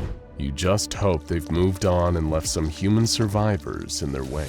The place looks abandoned. Every step you take echoes through the empty halls. When you find that the elevator's out, you take the stairs all the way down to level B5, Keter Containment. Lucky for you, it seems all the cells are empty now. The horrors that were kept inside of them have all long since flown the coop. You keep following that slimy black trail until you find an abandoned office. There are no people here anymore. Just a broken barricade, some empty medicine bottles, and a bucket that the people inside the office had apparently been using as a toilet. You breathe a sigh of disappointment at finding no one alive here, but you're at least relieved to be out of the sun. You can finally remove your jacket and head wrap. With your uncovered eyes, you notice that a nearby computer terminal is still powered up. You sit down at the desk and turn on the monitor. Because of the emergency procedures put into place in a K-class scenario like this, safeguards no longer apply. You can access all the information you need, up to and including finding out what actually happened. In the dull glow of a nearby emergency light, you see a dark shape slumping through the halls in shadow. You tense up, then exhale as it slithers off into an adjoining hall. You're safe, for now. The terminal has finally loaded and authenticated your access. You're staring at the file for SD Locke's proposal for SCP-001 when day breaks. It's the only name you can give the apocalypse your world is currently experiencing. This is one of the only anomalies in the entire history of the SCP Foundation to be given the Apollyon Containment class, meaning containment is truly impossible. SCP-001 is the most dangerous enemy that the Foundation and planet Earth has ever faced. It's always been the principle of the SCP Foundation to battle in the dark so that the civilian world can thrive in the light. But now the light has become the enemy. Anyone exposed to any amount of sunlight for even the briefest period of time is subjected to the effects of SCP-001, and those effects are beyond horrifying. The SCP Foundation Administrator released an urgent memo telling Foundation personnel to make their way to Site-19 at all costs, because they need all the help they can get. Those exposed to SCP-001 in the process are no longer considered human. Their new designation is SCP-001-A. These new entities are to be avoided at all costs. But in case of emergencies, the Administrator says it is permitted to cut off parts of your transformed comrades and eat them to avoid starvation. No attempt should be made to kill them, since you won't succeed. You'll just put yourself at risk. When the sun changed and became SCP-001, it instantly affected 6.8 billion innocent people. The second the visible light touched them, whether it was from the sun itself or even reflected off the moon, their bodies liquefied, melting like candle wax into puddles of living gelatinous slime. This effect isn't isolated to humans either. Any biological entity exposed to sunlight immediately underwent the same irreversible melting process into SCP-001-A, and the horror had only just begun. People transformed into SCP-001-A will remain shades of their former intelligence and personality. They may even try to will their new gooey mass into a shape resembling their original form. However, these individuals will lose their sense of self if they come into contact with other instances of SCP-001-A. When they come together, 001-A instances will bond on a molecular level, wading up into horrific giant blobs with only one purpose: integrating more matter into their bodies. That's why they have to be avoided at all costs. You continue to search the computer terminal for answers. Perhaps there was some kind of contingency plan put in place for this, some way to reverse the effects, or at least escape the nightmare Earth has become. Instead, you find a series of attachments linked to the SCP-001 file, detailing what seems to be the last days of the people who barricaded themselves in the facility. Most prominent among these were researcher Dr. Logan Igata, her partner Ari, a security officer named Commander Anad, and a few others. Dr. Igata had locked herself in the office, where she recorded her final messages to the world. In the first audio log, Dr. Igata and her companions seemed afraid, but hopeful that there may be some way out of this situation. Dr. Igata reported that most of the workers at the facility were transformed during the initial event. Their melted bodies had fused outside the facility, and now they were trying to bust their way back in. The defenses had held so far though, and they seemed confident they would hold long enough for them to figure out a way to escape this awful situation. You open the second attachment, an incident report, and realize things may not have been as hopeful as Dr. Igata let on. She reported hearing the huge mass of melted creatures hammering on the door outside again, begging for them to come out and experience the sun with them. They wanted desperately to add to their ever-growing biomass. In order to experiment with what exactly would happen, they sent out one of their few remaining D-classes wearing a full protective suit. He didn't last long. The huge creature grabbed him with tentacles made of reconstituted flesh. It began ripping off his protective suit as he screamed for mercy. It was a monster made of dozens of people and animals. He could never overpower it. The second the sun touched his skin, he melted away and was absorbed by the great mass holding him in place. Guns were ineffective against these SCP-001-A super entities. Fire would do no good. It seemed that extremely low temperatures were the only way to slow the immense blobs down. And even then, not permanently. There was one ray of light in the darkness. The site director had a secret tunnel underneath his office, connected to a tram that could hopefully take them directly to Site-19 without risk of SCP-001 exposure. It was a good plan, and by far the best option they had available to them. But the best plans often don't work in practice. You open the next attachment on the terminal. This time, it's a video feed. You can actually see Dr. Logan Igata, and she looks harrowed by what she's experienced. As it turns out, while the others, including her partner Ari, attempted to escape through the tunnel, something had happened. Dr. Igata heard Ari's voice over her radio, but there was something wrong with it. It was too low, too guttural, and filled with gurgles. SCP-001 had gotten her. She was changed. The monster from above had crawled in through the ceiling. It had taken them, all of them, and converted them into something less than human. Any hope of escape now seemed gone. Ari told Dr. Igata that it would be fine, that it was such a bright, beautiful, sunny day outside, and she was wasting it locked up inside that office. She tormented Dr. Igata with their shared memories of picnics in the park on sunny days in the past. The monster with Ari's voice did everything it could to try to convince Dr. Igata to give up and join them, but she wasn't ready to go just yet. You look away from the screen when you hear a sound in the corner. You see a dark puddle of some unknown substance, and then some skeletal hands rising out of it. The hands are pulling themselves out of the puddle, followed by a skeletal face covered in matted hair. You have to stop yourself from screaming. until a flash from a nearby security light makes the figure disappear. It's a normal puddle once again.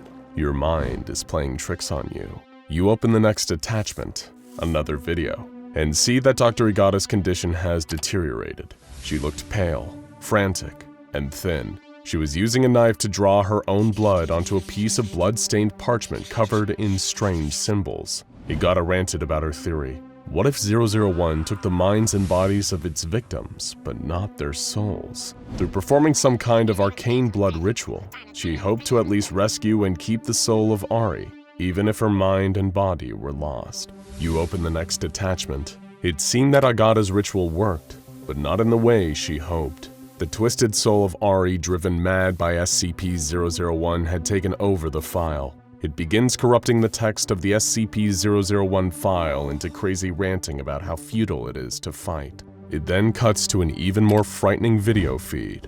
Dr. Igata, in her sleep, tossing and turning in a makeshift bed in the corner of her office. The camera approaches her, in first person, and lingers over her sleeping body. An oily skeletal hand reaches past the camera and runs its fingers through Dr. Igata's hair. It's that exact same hand you saw reaching out of that black puddle earlier. You must have seen Ari's lingering spirit.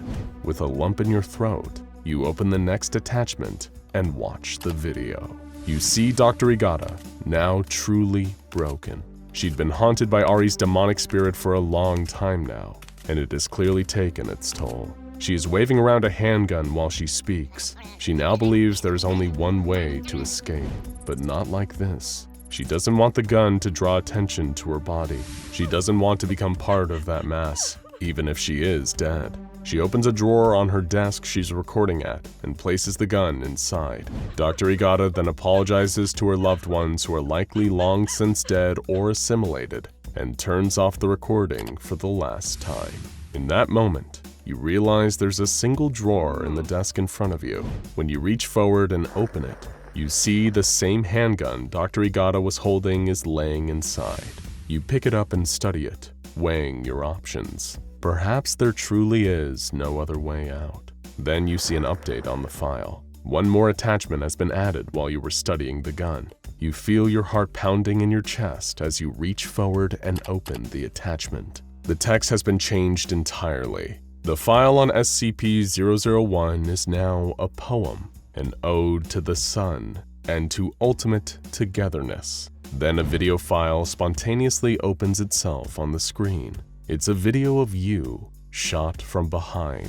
You see those oily skeletal hands reaching for you in the dark, just like they did with Dr. Igata. In that moment, you panic and fire the gun behind you, hoping to scare off the spirit. Instead, the sound of the gunshots attracts something far worse. The immense blob of screaming, melted flesh charges towards the office. You try to barricade the door, but it is not enough. The flesh seeps and bursts through and grabs you in its meaty tentacles. You scream and try to escape, but it won't save you. Nothing will save you. The flesh carries you upstairs, out through the empty halls, out into the cave. You can see the light in the distance as the blob ferries you towards it. You won't be alone for much longer. In fact, you won't be alone ever again. It's 3 a.m. and the facility is quiet. Office workers and administrators roam the halls. Security officers stand at their posts, clad in advanced tactical armor and carrying standard-issue M4 carbines. 3 Foundation employees sit at flickering monitors watching a live feed of footage from the containment cell of the infamous SCP-106, or as it's referred to by all staff, the Old Man. No Foundation personnel are permitted to travel within 60 feet of the cell for security reasons, and nobody is permitted to physically interact with the anomaly without the approval of 2/3 of O5 Command. The observer's eyes itch and sting from hours of unending blue light exposure, but they can't look away. The Old Man is crafty. He might have the insatiable bloodlust of a hungry great white shark, but he's not mindless. He's a calculating predator, more sadistic than the worst human serial killer, and he's always searching for the next opportunity. According to the Foundation records, he's been active since at least World War II, and it's estimated that he has hundreds if not thousands of victims to his name, and many of those made simple but extremely foolish mistakes of underestimating him. After all, it only takes a few seconds of inattentiveness and the briefest moment of distraction to give him the window he needs. To do what, you ask? Oh, don't worry. You'll find out, just like they did.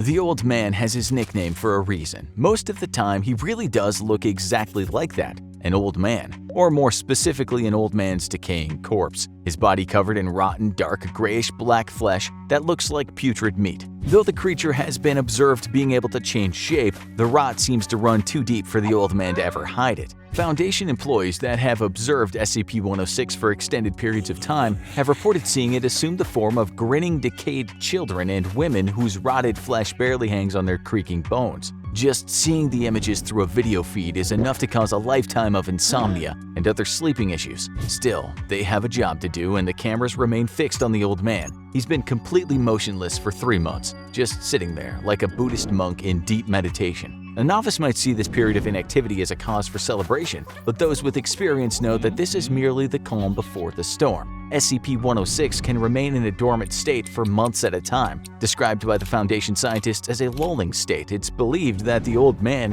is simply waiting for its captors to get soft, make a mistake, or simply have a momentary lapse in concentration, which is all it needs to make its move. It had happened so many times before, and it was about to happen again. One of the observers must have felt an overwhelming wave of anxiety as he saw the creature ever so slightly twitch. Just a tiny quiver in the shoulder muscles, but that was enough to tell the observer that their day had just taken a terrifying turn. He grabbed the emergency phone fixed to his desk and practically screamed into the receiver that 106 is moving, that they need a tactical team stat. But it was already too late. He and the other 2 observers stared into the monitors with their mouths agape as a gooey, rust-like substance began to pool around the creature on the floor of its cell. Slowly, the creature craned its withered neck around. Its face was fixed into a broad, yellow-toothed, lipless grin. Its eyes had the kind of dull, flat malice of an underwater predator. It looked directly into the camera, directly at them, and smiled. The observers knew this was bad. Really, really bad. With what they could have sworn was a little nod, the old man began sinking into the rusty puddle it made on the ground beneath it,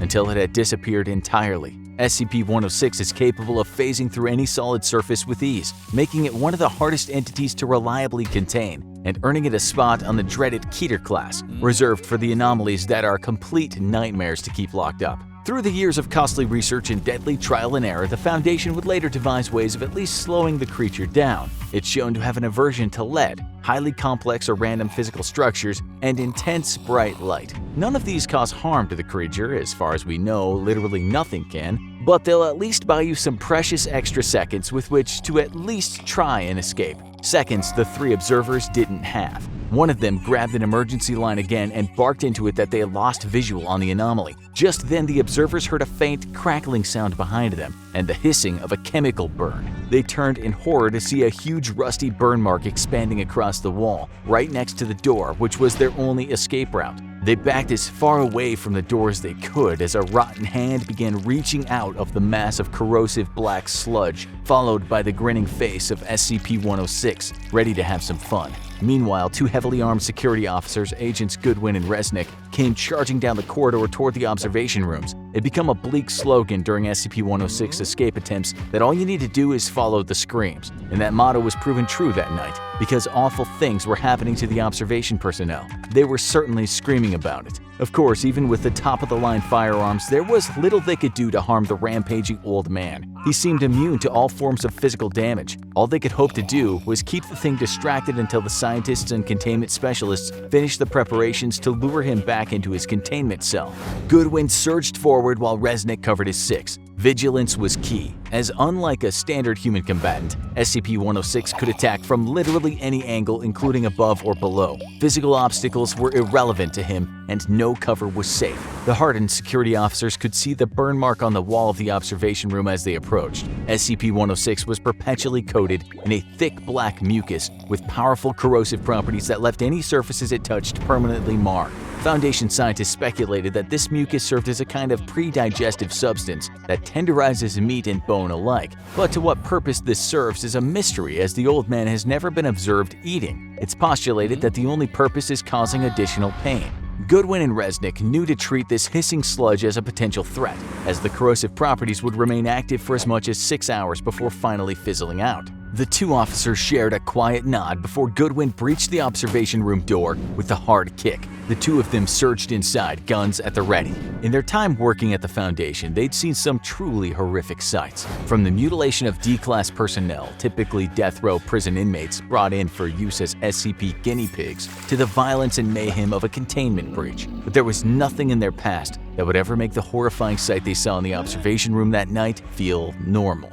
All three observers were dead. Almost nothing remained of two of them, and the third, while still intact, no longer looked human. He looked like he'd somehow been dead 100 years in the brief period that the old man had been free. His skin was gray and completely dried out, and his mouth was locked into a perpetual scream. It was a massacre, but there was no sign of the old man. Goodwin grabbed his radio and whispered, "This is Goodwin in Observation Room 6, requesting immediate backup. We have no idea where this thing," but his sentence was cut off by a sudden scream from Agent Resnick. SCP Foundation security officers are as tough as nails, the best of the best, you might say, recruited from the top military organizations in the world. So hearing one of them scream in fright is a rare, if not impossible, occurrence. But even they were forced to yell out in fear when they looked up to see the old man standing on the ceiling, grinning down at them. Resnick raised his M4 and shot a 3-round burst at center mass. SCP-106 didn't care. Even under sustained gunfire from the two security officers, it didn't flinch. The old man simply reached down and snatched Agent Resnick from the ground like it was picking an apple from a tree.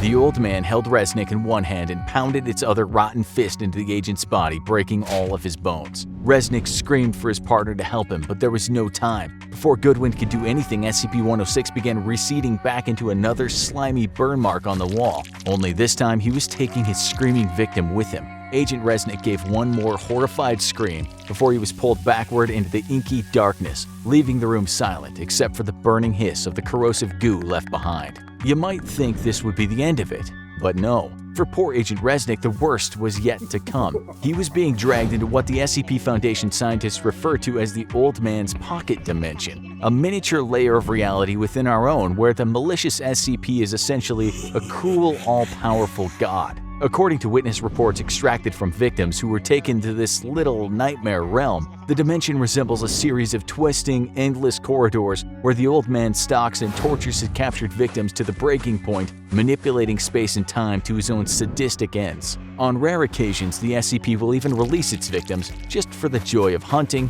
capturing, and torturing them all over again. While Agent Resnick was learning the true meaning of terror, containment specialists were mobilizing in its cell, preparing the one known, tried and true method of luring the old man back, tempting it with the prospect of causing even more suffering. In order to do this, Foundation personnel take one of the aforementioned Class D personnel and begin inducing extreme pain by breaking a major bone or slicing a tendon every 20 minutes. The victim's agonizing screams are then played over the facility's intercom, acting as bait for the pain-loving old man. The screams echo through the facility's otherwise silent halls as the mutilated corpse of Agent Resnick falls from a new scorch mark on the ceiling. The old man can hear the sounds of suffering ringing out through the air around him, and he can barely contain his excitement over the prospect of a new plaything. The snapped femurs, the torn Achilles tendons, it was all too good to miss. Having had its twisted fun with the security officers and observers, SCP-106 wandered back to its containment cell, where a new screaming victim awaited. The other security officers, containment specialists, and scientists evacuated the area, leaving the old man alone with his prey. While the unfortunate Class D was left to his fate, the rest of the staff commenced cleanup procedures, which mainly involve wiping the brown and black mucus from the walls. It would probably be at least another month before anything like this happened again, and new personnel would be transferred over to the facility to replace the fallen. All in all, just another night at the SCP Foundation. Cast your mind back to the height of the Cold War. The ever-accelerating nuclear arms race brought us closer than ever before to making the nightmare of nuclear Armageddon a terrifying reality.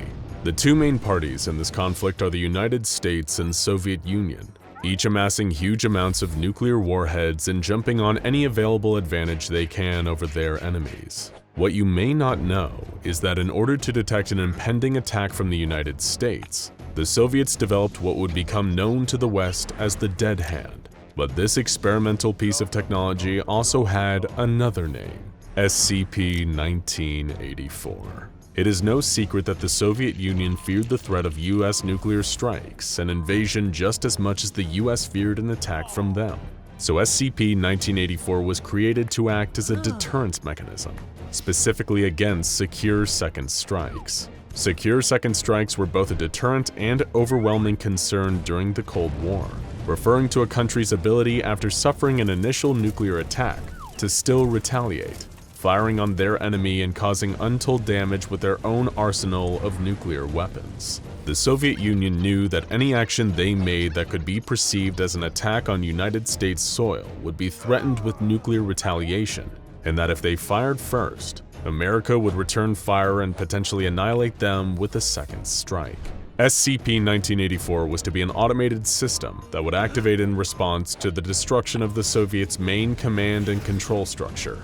Given that the Dead Hand was created during the 80s, you might be forgiven for expecting a nuclear detection system built at this point in history to consist of various sensors connected to a computer network. But you have also probably already realized that if this was the case, then the Foundation wouldn't be so interested in it. In actuality, SCP-1984 is a fully autonomous entity rather than a network of sensors for detecting incoming nuclear strikes, or a computer capable of initiating a second strike.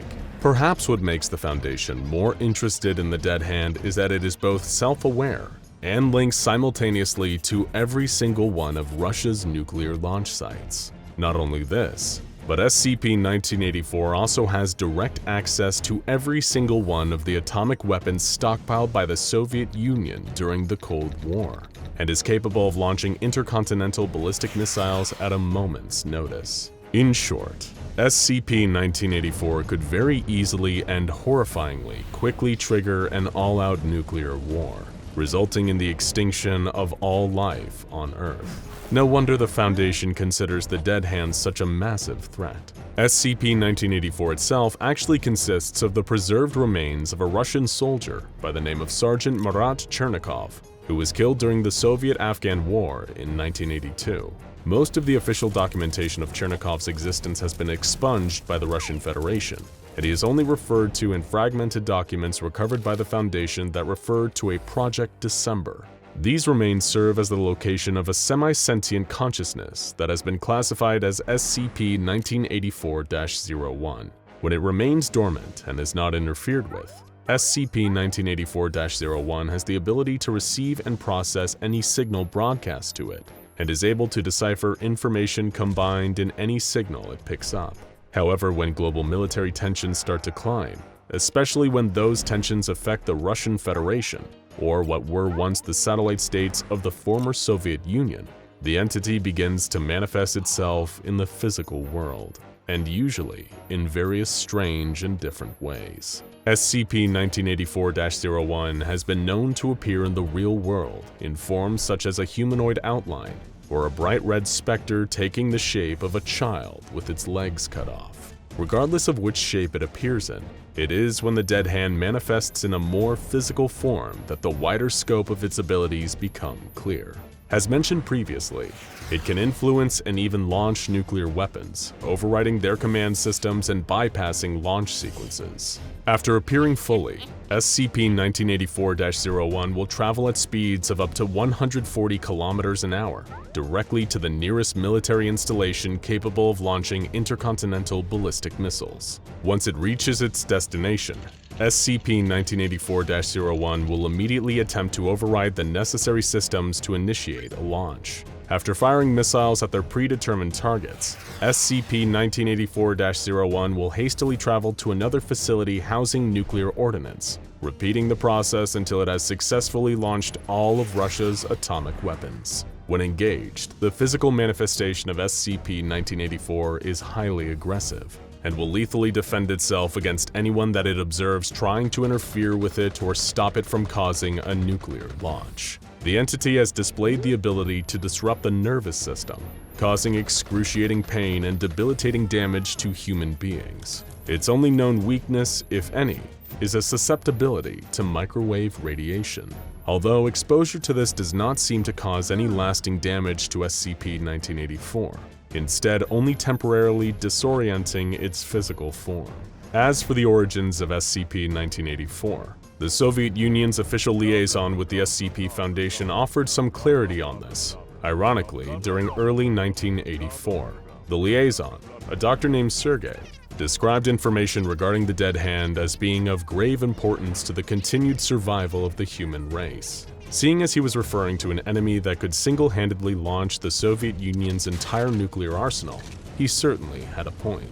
A top-secret conference was held in Sarajevo between the Foundation's O5 Council and officials from both the USSR and the United States, using the 1984 Winter Olympics as cover, avoiding too many questions about several nations' high-ranking state officials being in the same place at once. The O5 Council was then given full, in-depth information about the dead hand, something they had previously assumed was a more conventional form of nuclear deterrence. SCP-1984 was far more and worse, far out of the control of the Russian government. It was revealed that the entity had been designated outside the original specifications given to those who developed it. Initially, the Soviets had intended for the dead hand to be solely used as a secure second strike response. If the leaders of the Soviet Union were killed, SCP-1984 would react in kind to Russia's enemies, launching back all of the USSR's nuclear missiles in retaliation.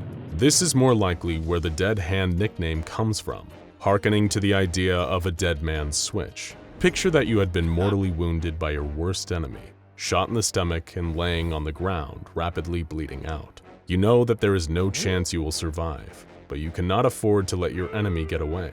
What they don't know is that you rigged the entire building around you both with explosives. With your dying breath, you activate the detonator, assuring your own and your enemy's mutual destruction. Kaboom. Then curtains for both of you.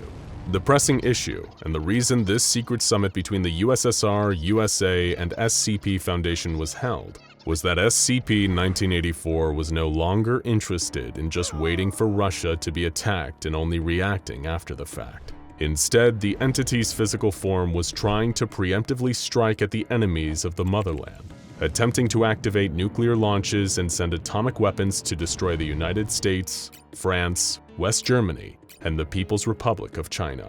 In other words, the dead hand was eager to get a head start at causing total nuclear annihilation.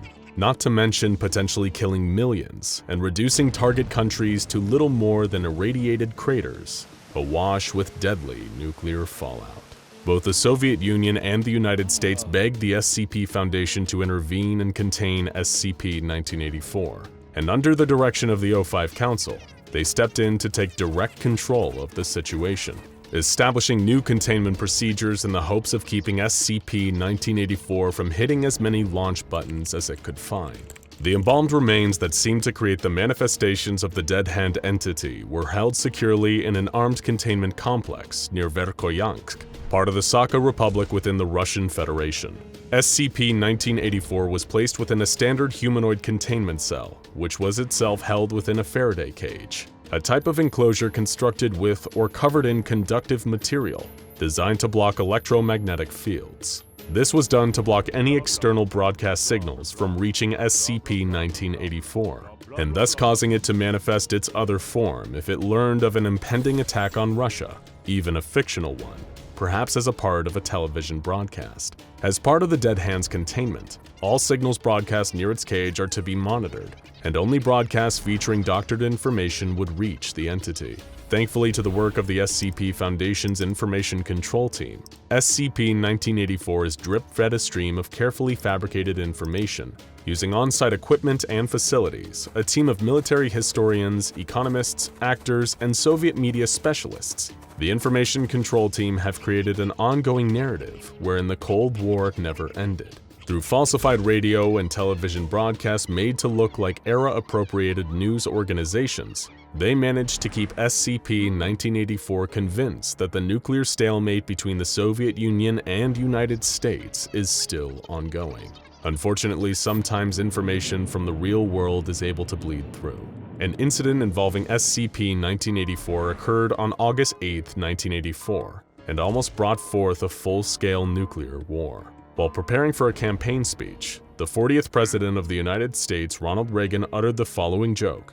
"I am pleased to tell you today that I've signed legislation that will outlaw Russia forever. We begin bombing in 5 minutes." Naturally, thousands of media outlets reported on this, But signals of those broadcasts, including recordings of the president's remark, made their way to SCP-1984. Foundation researchers were both unsure of how these transmissions breached the Faraday cage surrounding the dead hand, and were unable to prevent what happened next. Hearing what it could only assume was a genuine declaration of war, the manifestation of the SCP-1984-01 entity happened immediately after Reagan's words reached its containment cell. This time, the entity appeared as a semi-transparent woman, withered and blue, wearing traditional Pashtun dress. Armed personnel guarding SCP-1984's cage engaged the entity, causing it to retaliate, lashing out and attacking any that stood in its way. One captain and 2 privates that suffered the brunt of SCP-1984's offensive capabilities began bleeding heavily from their ears, seizing violently. Most gruesomely of all, a liquid leaked from their eyes and nose believed to have been cerebrospinal fluid. While armed personnel attempted to use microwave-emitting weaponry to slow the entity down, the information control team was frantically trying to record a new falsified broadcast, in the hopes that SCP-1984 would cease its hostilities and the entity would dissipate before it was able to travel at high speed to any nearby Soviet nuclear facilities and begin bombarding the United States. Their first attempt to record a new broadcast that would result in a cessation of SCP-1984's slaughter of its guards was interrupted when a nearby wall collapsed. Desperate to recontain the creature, the information control team tried to film the broadcast a second time and succeeded, although one of the actors portraying a newsreader suffered a stroke and had to be edited out to convince the dead hand of its supposed authenticity. What followed was a short news clip clarifying that Russia's Politburo was in on President Reagan's joke, including old footage of the USSR's General Secretary Konstantin Chernenko, confirming that the Soviet Union's nuclear forces were not on high alert. Miraculously, after 15 more minutes of sustained fighting with guards, SCP-1984's physical manifestation began to disappear, gradually dematerializing while it seemed to attack with far less intensity. Eventually, containment was reestablished, at the cost of the deaths of 17 members of Foundation staff, both guards and researchers. A further 8, however, suffered traumatic brain injuries that left them all permanently disabled. The one upside is that this incident remains the only time SCP-1984 has ever breached its containment and caused harm to others. And considering that it could very well have launched Russia's nuclear arsenal, the casualties could easily have been much higher. So remember, folks, don't joke about nuclear weapons, especially if you're the president. You never know what anomalies lurking in the bodies of dead Russian soldiers might be listening, and if they are, you'd better hope they have a sense of humor. The young girl stood silently in a room full of corpses, staring off into the distance. She was in a trance, seemingly unaware of the carnage that had just unfolded around her. Some of the men were shot or stabbed or beaten. Others had no apparent cause of death whatsoever, but the young girl was unscathed. She was wearing a yellow summer dress and looked like she couldn't have been more than 3 years old. She awoke from her trance, still paying no heed to the violence in the room, and left. This is the story of SCP-053, the young girl. Her strange and terrifying life before containment, her thrilling capture, and the part she played in one of the most dangerous SCP Foundation cross-tests of all time. She had no name. The young girl could never spend enough time around someone to be given one. It was her terrible curse that she could never stay in one place for too long, or something truly awful would happen to everyone around her. She'd been drifting for years, but never grew to look older than a child. Her memories were long but formless, divided mostly into 10-minute increments. The young girl kept on moving. It was all she could do. In 1993, when the young girl had already been alive for a very long time, she found herself in Illinois after days of trekking on the roadside. She would scavenge what little food she needed from the trash and drink from lakes, rivers, or even puddles when she needed to.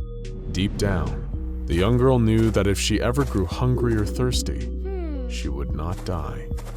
In her travels, the young girl had managed to scrounge together a few dollars, and though she knew her contact with people had to be limited, there was one thing she wanted that felt worth the risk: a candy bar.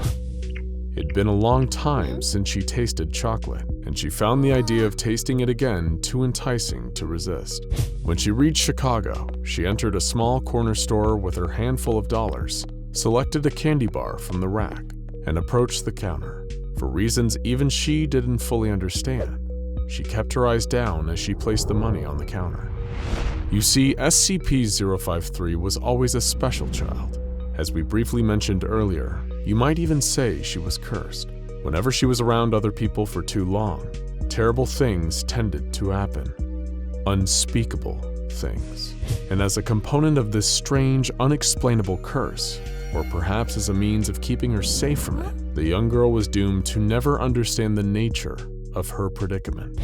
It was like there was a mental wall between her and the horrors her presence could cause.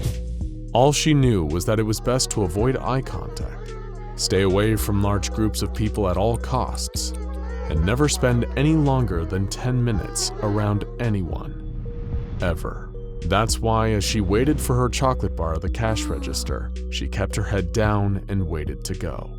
The cashier looked upon this strange girl with apparent concern. It had been a slow day, all in all. A few listless patrons milled around the store, window shopping.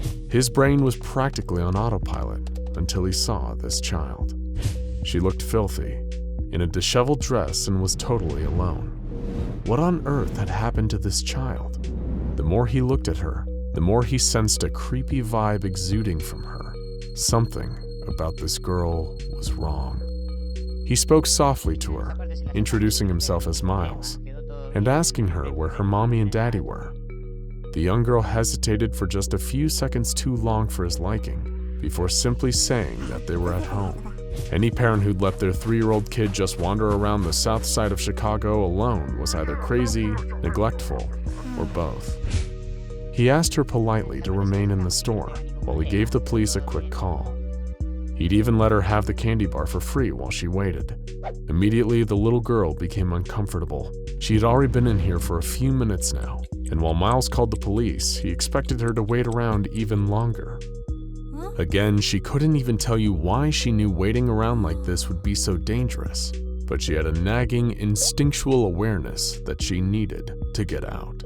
Around the store, the few patrons still inside started to get a strange feeling, like someone was watching them. Soon, what seemed like mild paranoia was quickly becoming white-hot anger. Pure rage. They felt almost like they had to kill someone, but not just anyone. Someone particular. They had to kill the little girl. It wasn't long until the police arrived. 2 officers, Holliday and DeWitt, entered to collect the apparently neglected little girl.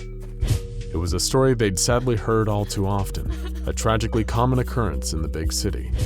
When the 2 of them approached the young girl, she was looking down at the ground. They tried to speak to her, but she was unresponsive. Miles looked on, concerned, but deep down, he felt the same bizarre progression all the other storegoers were feeling. Confusion, irritability, and finally, violent rage. The corner store was a powder keg. All it needed now was a spark. And that spark came when Officer Holliday reached down and took the young girl by the arm. His bare skin touched hers, and it was all over.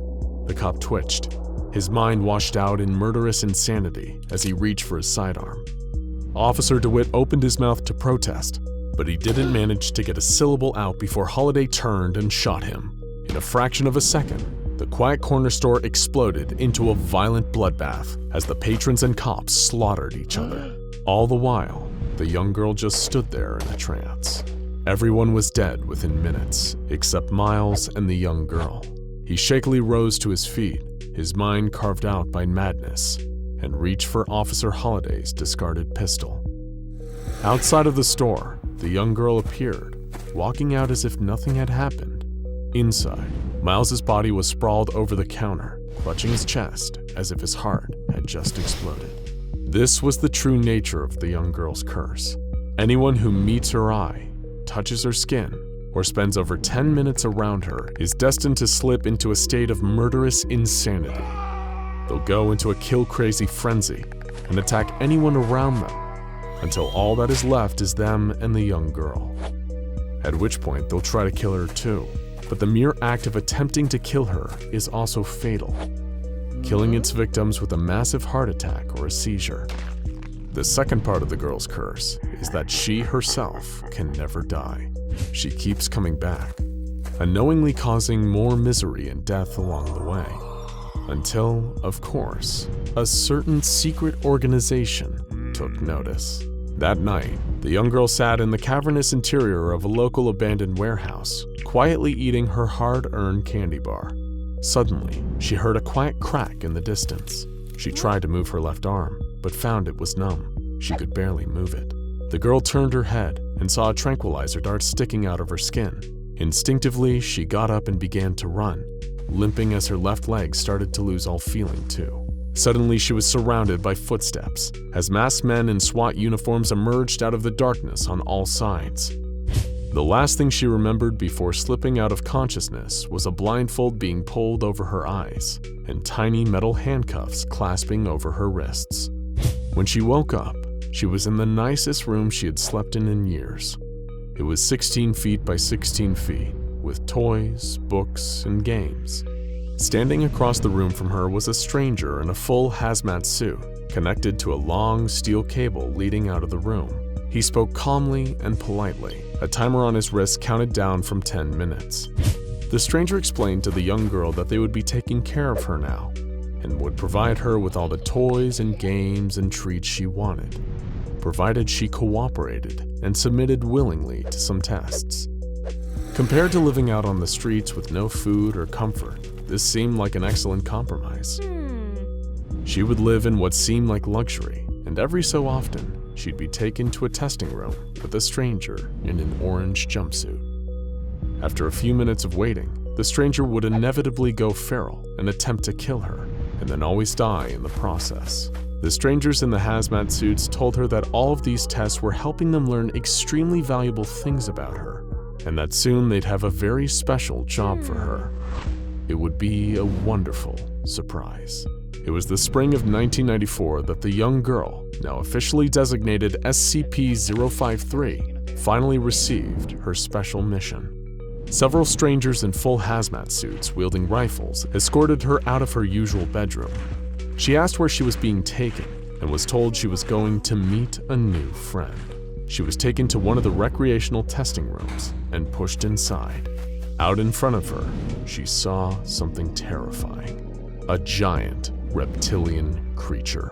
She retreated from it instinctually, hiding behind a chair in the containment area. The giant reptile didn't move. It just sat there. Eventually, she plucked up the courage to go and touch the creature before retreating again.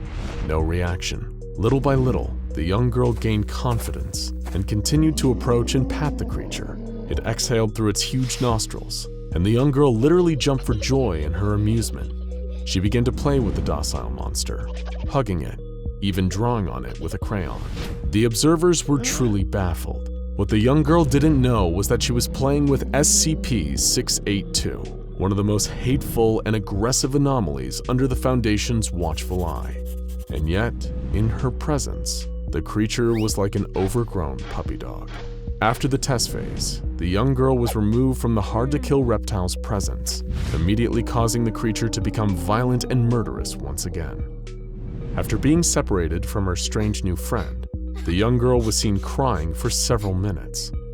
According to all accounts, the young girl is eager to see her friend again someday, though considering the reptile killed several guards after their separation, the Foundation isn't eager to grant her that wish.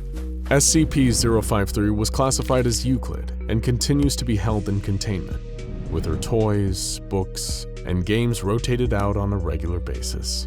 Seeing as she shows no sign of aging, this ongoing containment is likely to be the sad, strange fate of the young girl, an anomaly that never wanted to hurt anyone, but an important and cruel reminder that what we want doesn't always influence the world in the way we want.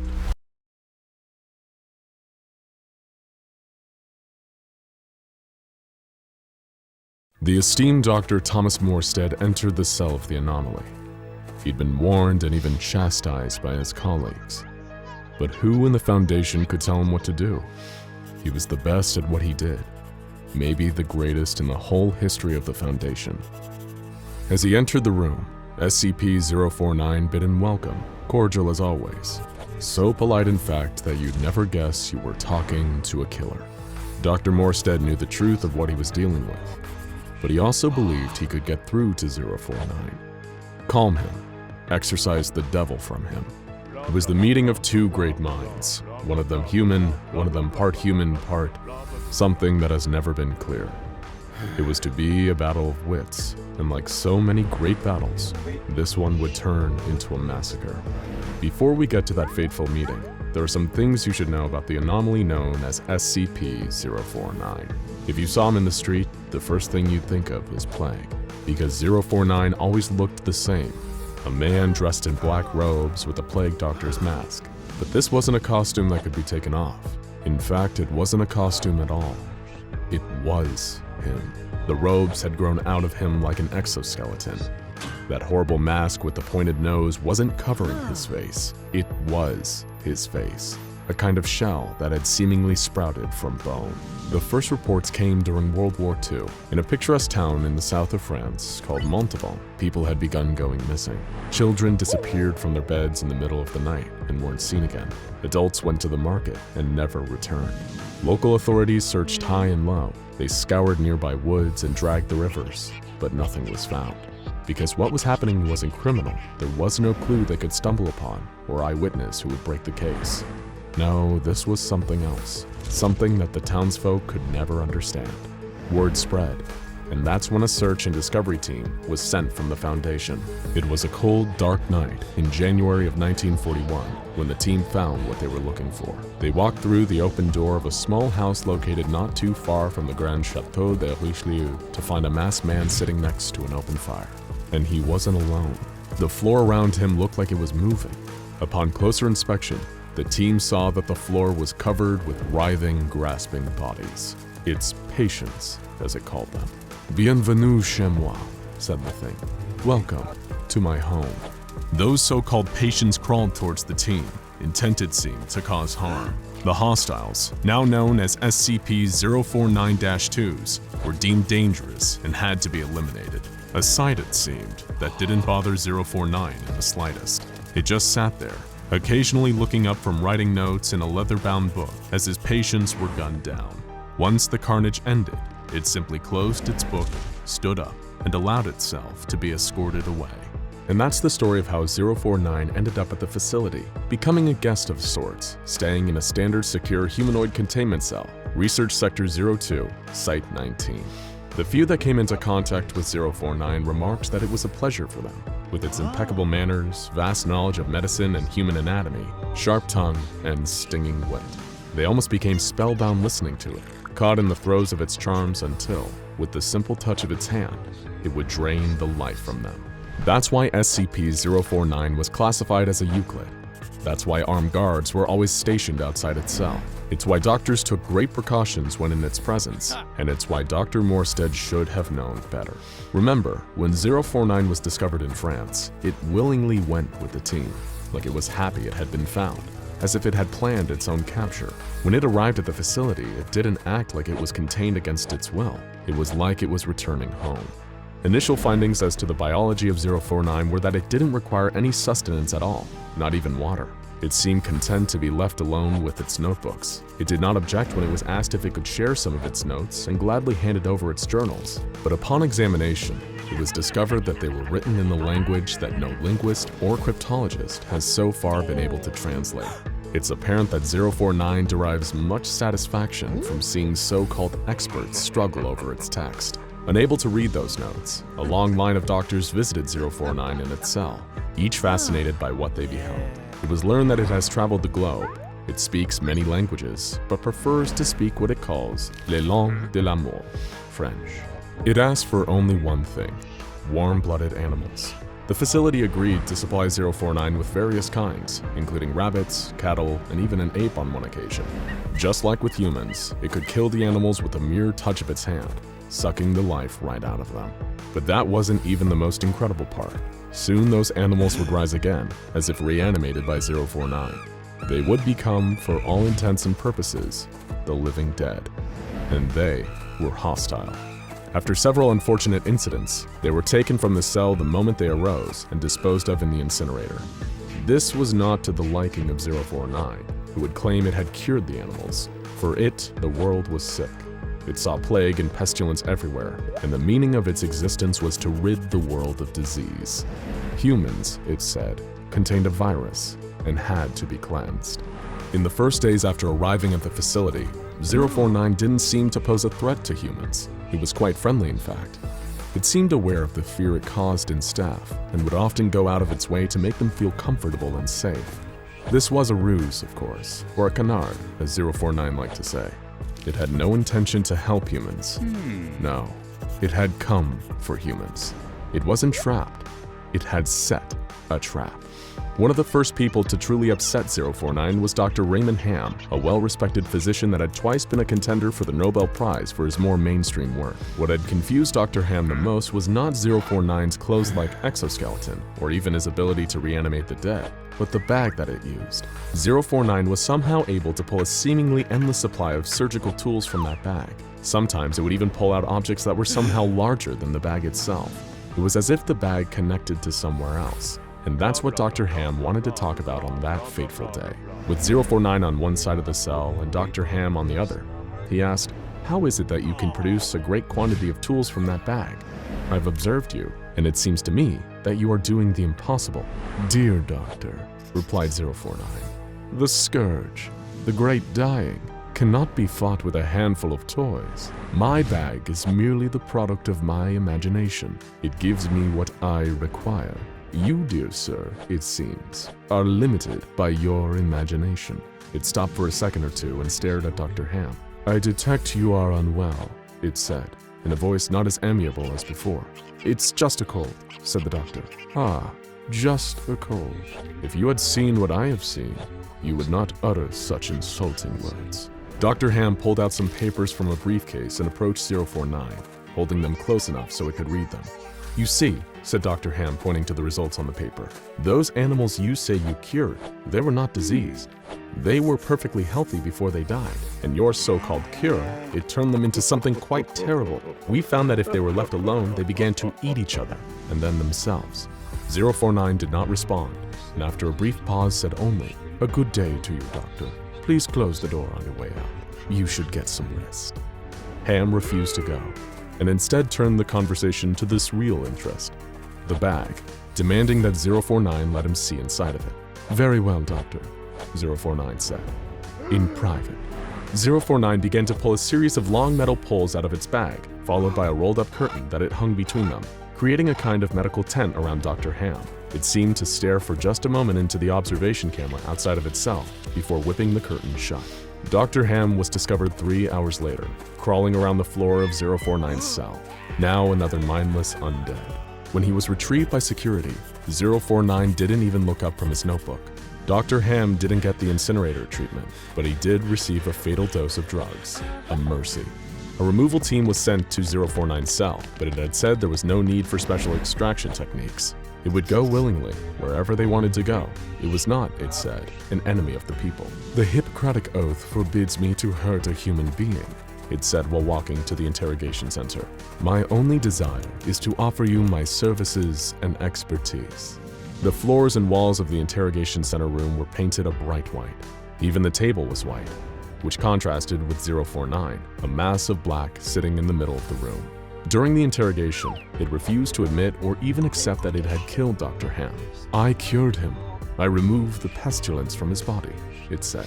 It was later asked if it regretted its actions, to which it replied, "Well, good sir, one always regrets the loss of a colleague for any reason, but I stand by my actions. The pestilence must be abated before it is too late."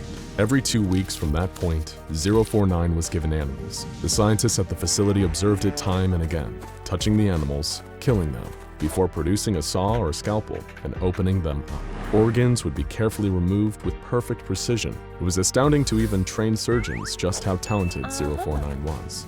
"I require a close relative of yours," said 049 one day to a young doctor, who expressed shock that it was asked for one of the doctor's family members. "I mean a great ape," said 049, "not your dear aunt." There were several instances of 049 displaying a crude sense of humor. Staff would almost forget that the thing that they were talking to wasn't human, almost. And it was Dr. Thomas Morstead that had supplied the great apes, orangutans in fact, that had been rescued from the rainforests of Borneo, only to be taken to 049's cell. Then one day something changed.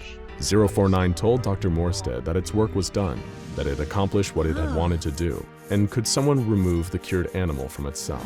I think you'd find that it's quite the work of art. A triumph, 049 said through the intercom. When the removal team entered the cell, they found the orangutan, or what was left of it. It was lying in the corner of the cell. The top of its skull had been removed, leaving its brain exposed. On its face was the expression of relaxation, and from its mouth it issued very soft squeaks, like that of an infant. 049 said, "Tell Dr. Morstead that its rage mechanism no longer exists. I've removed the amygdala and made some changes to the hypothalamus and limbic system. It is cured and quite harmless." The next day, Dr. Morstead announced that he wanted to visit 049's cell himself, after which he heard a chorus of disapproval from his colleagues, all telling him that 049 was now too dangerous. "Dr. Ham was sick," replied Morstead, "and 049 has assured us that he would never take another human life. He's never lied to us, and I'm going to take him at his word." It appeared that 049 had created the perfect specimen, so what was next? Dr. Morstead had to know. "Everyone is sick," 049 told Dr. Morstead after the two had talked for a couple of minutes. "The great pandemic has started. Fear not, doctor. I have a cure. No longer will you humans spread your disease." "I'm afraid you are wrong," replied the doctor. "This pandemic you speak of does not exist. We can happily live with our pathogens. We have done so for millennia." Dr. Morstead became angry that he couldn't get through to 049. "I'm afraid you are suffering from paranoia. It is you who need to be cured." "You have no idea," said 049, standing up. "What are you doing?" shouted Morstead. "You promised you wouldn't hurt a human again." "I'm not hurting you. I'm healing you," 049 said and leapt across the room in a flash, placing a hand on the doctor's head. Morstead slumped to the ground. They were being watched in the observation room, and this had gone too far.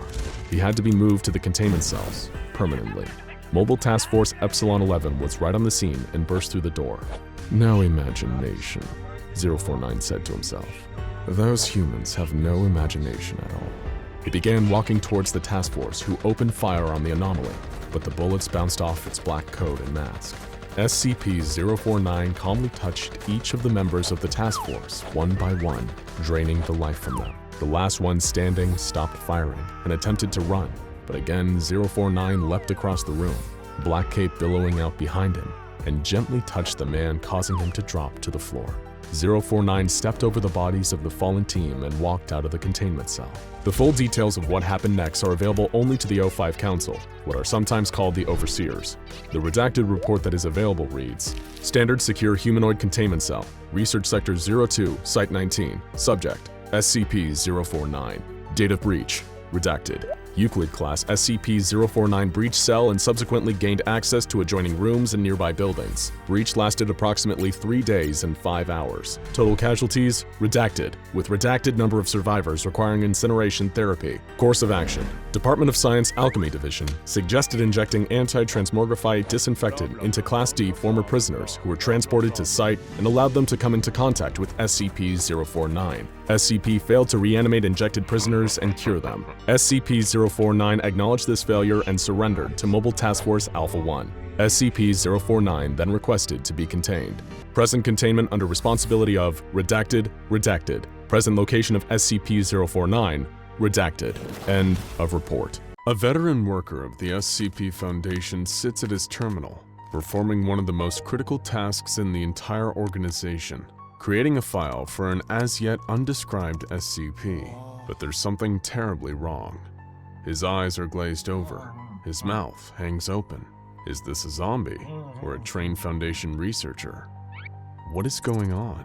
Like any large international organization, it takes more than just the exciting, action-filled jobs to keep the wheels turning at the SCP Foundation. Sure, the head researchers, guards, Mobile Task Force soldiers, and members of the O5 Command get all the praise. But a legion of number crunchers, cleaners, and paper pushers are equally important. One such person was archivist Walter Bainbridge. who had been tasked with digitizing some of the older records that the Foundation had on file. It was when he was innocently recording the details on SCP-050 through 060 that he first came under the strange and startling effects of SCP-055. But the most peculiar part, as with all incidents of SCP-055's anomalous effects taking hold, is that Walter had no idea any of it was happening. In his new digitized filing system, he first took note of SCP-053, Euclid class, also known as the young girl. This anomaly was a seemingly normal human female child who provoked homicidal insanity in those directly exposed to her. Then SCP-054, Safe class, a non-aggressive humanoid female made entirely of, as well as biologically and chemically identical to regular spring water. Next, SCP-056, Euclid class, a being that changes form to suit its environment, but only when all observers lose focus of it. And then SCP-057, Safe class, an underground chamber that crushes the humans who walk within. It was at this point that Walter received a concerned message from one of his superiors at Site-19, Mr. Kovac. The message praised the thorough digitization of the other anomalies records, but was confused about why Walter had left out any mention of SCP-055. Immediately, Walter was embarrassed. How could he have forgotten SCP-055? That iconic anomaly known for... well, he couldn't quite say off the top of his head, but he'd be sure to look into it. A quick trip to the Site-19 archive showed him that there was actually quite a hefty file on the nature of SCP-055, which must have been the result of a huge number of studies. What struck him as strange was that all the files were filled out in pen rather than being typed up like a traditional file. The majority of these notes were written in shorthand too, as though they were frantically taken during the tests themselves on extremely short notice. There weren't even any redactions. Walter made a mental note of what he had seen, put the file back in its proper place, and headed back to his computer terminal. However, after writing in an almost trance-like state, he looked back on his work to see that he had written an entry on SCP-058, a giant evil bovine heart with insect legs and a scorpion stinger. Strange, he thought. That's when Walter got a call from Mr. Kovac on his Foundation issue phone, and he didn't sound happy. He'd given Walter direct instructions to go back and digitize the files on 055, and instead he'd been working on 058. What was the meaning of this? Walter was typically an extremely loyal and diligent employee, but the verbal barrage from his supervisor had him considering talking back, just this once, and hoping it didn't get him demoted to D class and thrown into 682's acid bath for playtime. Walter gulped, picked up some courage, and interrupted Mr. Kovac's rant to ask if he had any idea what SCP-055 actually was. The line went silent for a moment, then his supervisor spoke again, this time with less confidence. Of course I can tell you about SCP-055. It's a classic, one of the first 100. How could you forget it's, it's... I think it's the one with, Another long pause as Mr. Kovac seemed to search for the words, but instead just trailed off into silence. Knowing that some of the anomalies on file were dangerous mimetic hazards, Walter was worried for a moment that he may have accidentally killed his boss by getting him to think too hard about SCP-055. He asked if Mr. Kovac was okay, and finally got a reply. I'm sorry, I seem to have zoned out for a second there. What were we talking about again? But this time it was Walter who couldn't answer. He had no idea at all what the two of them were discussing just moments ago. He felt disoriented and kind of sick, like they'd taken some low-level amnestics. Mr. Kovac told Walter to get back to his filing duties, and they'd speak later. Walter then checked the messages he'd received from Mr. Kovac earlier, and there it was, plain as day. You missed 055. Go back and digitize that before proceeding, Mr. K. But Walter had never even heard of an SCP-055 if such an anomaly even existed. What was going on here? In that moment, Walter realized he was dealing with something much stranger than just a standard digitization job. After all, how could he properly complete his duties if SCP-055 seemed to be impossible to speak, write, or even think about? unless you were directly observing it at that moment. Walter had to know, and ask around the entirety of Site-19 to find the answers if he had to. Sadly for Walter, he was about to embark on a much more challenging task than he could have ever imagined. To paraphrase a supposed quote from Socrates, "All I know is that I know nothing." And that's also about the extent of the knowledge we have on SCP-055, also known as the anti-meme and the self-keeping secret. What does it look like? When and how was it obtained by the Foundation? What are its anomalous abilities? Is this thing dangerous? We may never know, because the only anomalous ability of SCP-055 that we're aware of is the fact that nobody is capable of retaining any information about it. It's crucial to note that whatever 055 is, it isn't invisible or indescribable. Foundation personnel are perfectly capable of entering its containment chamber and observing it without incident, but mere minutes after leaving the chamber, any memories of the particulars of 055 seem to spontaneously erase themselves. Hence, the self-keeping secret. But this didn't deter Walter. Perhaps his greatest advantage was that he didn't know enough about the thing he was investigating to know how futile his mission was. He wanted to know the unknowable, and a pesky issue like impossibility wouldn't stop him. He'd get to whoever he needed to at Site-19 to get the answers he needed. Of course, most people had no knowledge of the mysterious anomaly. The common response he got back from his colleagues was, "055? Do we even have a 055? While the realization of sudden memory loss, or the realization of 055's existence, has been known to cause momentary stress, there are no known long-term physical or mental effects from 055's anomalous abilities. It's a fleeting idea in its purest form, like forgetting why you walked into a room. 055 could be the most harmless object on the Foundation's roster, or the most deadly. Either way, we just don't know." At times, Walter worried he was going insane. 055 and everything related to it was gaslighting him. Was 055 even real? The one thing that proved to him that 055 must have existed is that its containment chamber existed.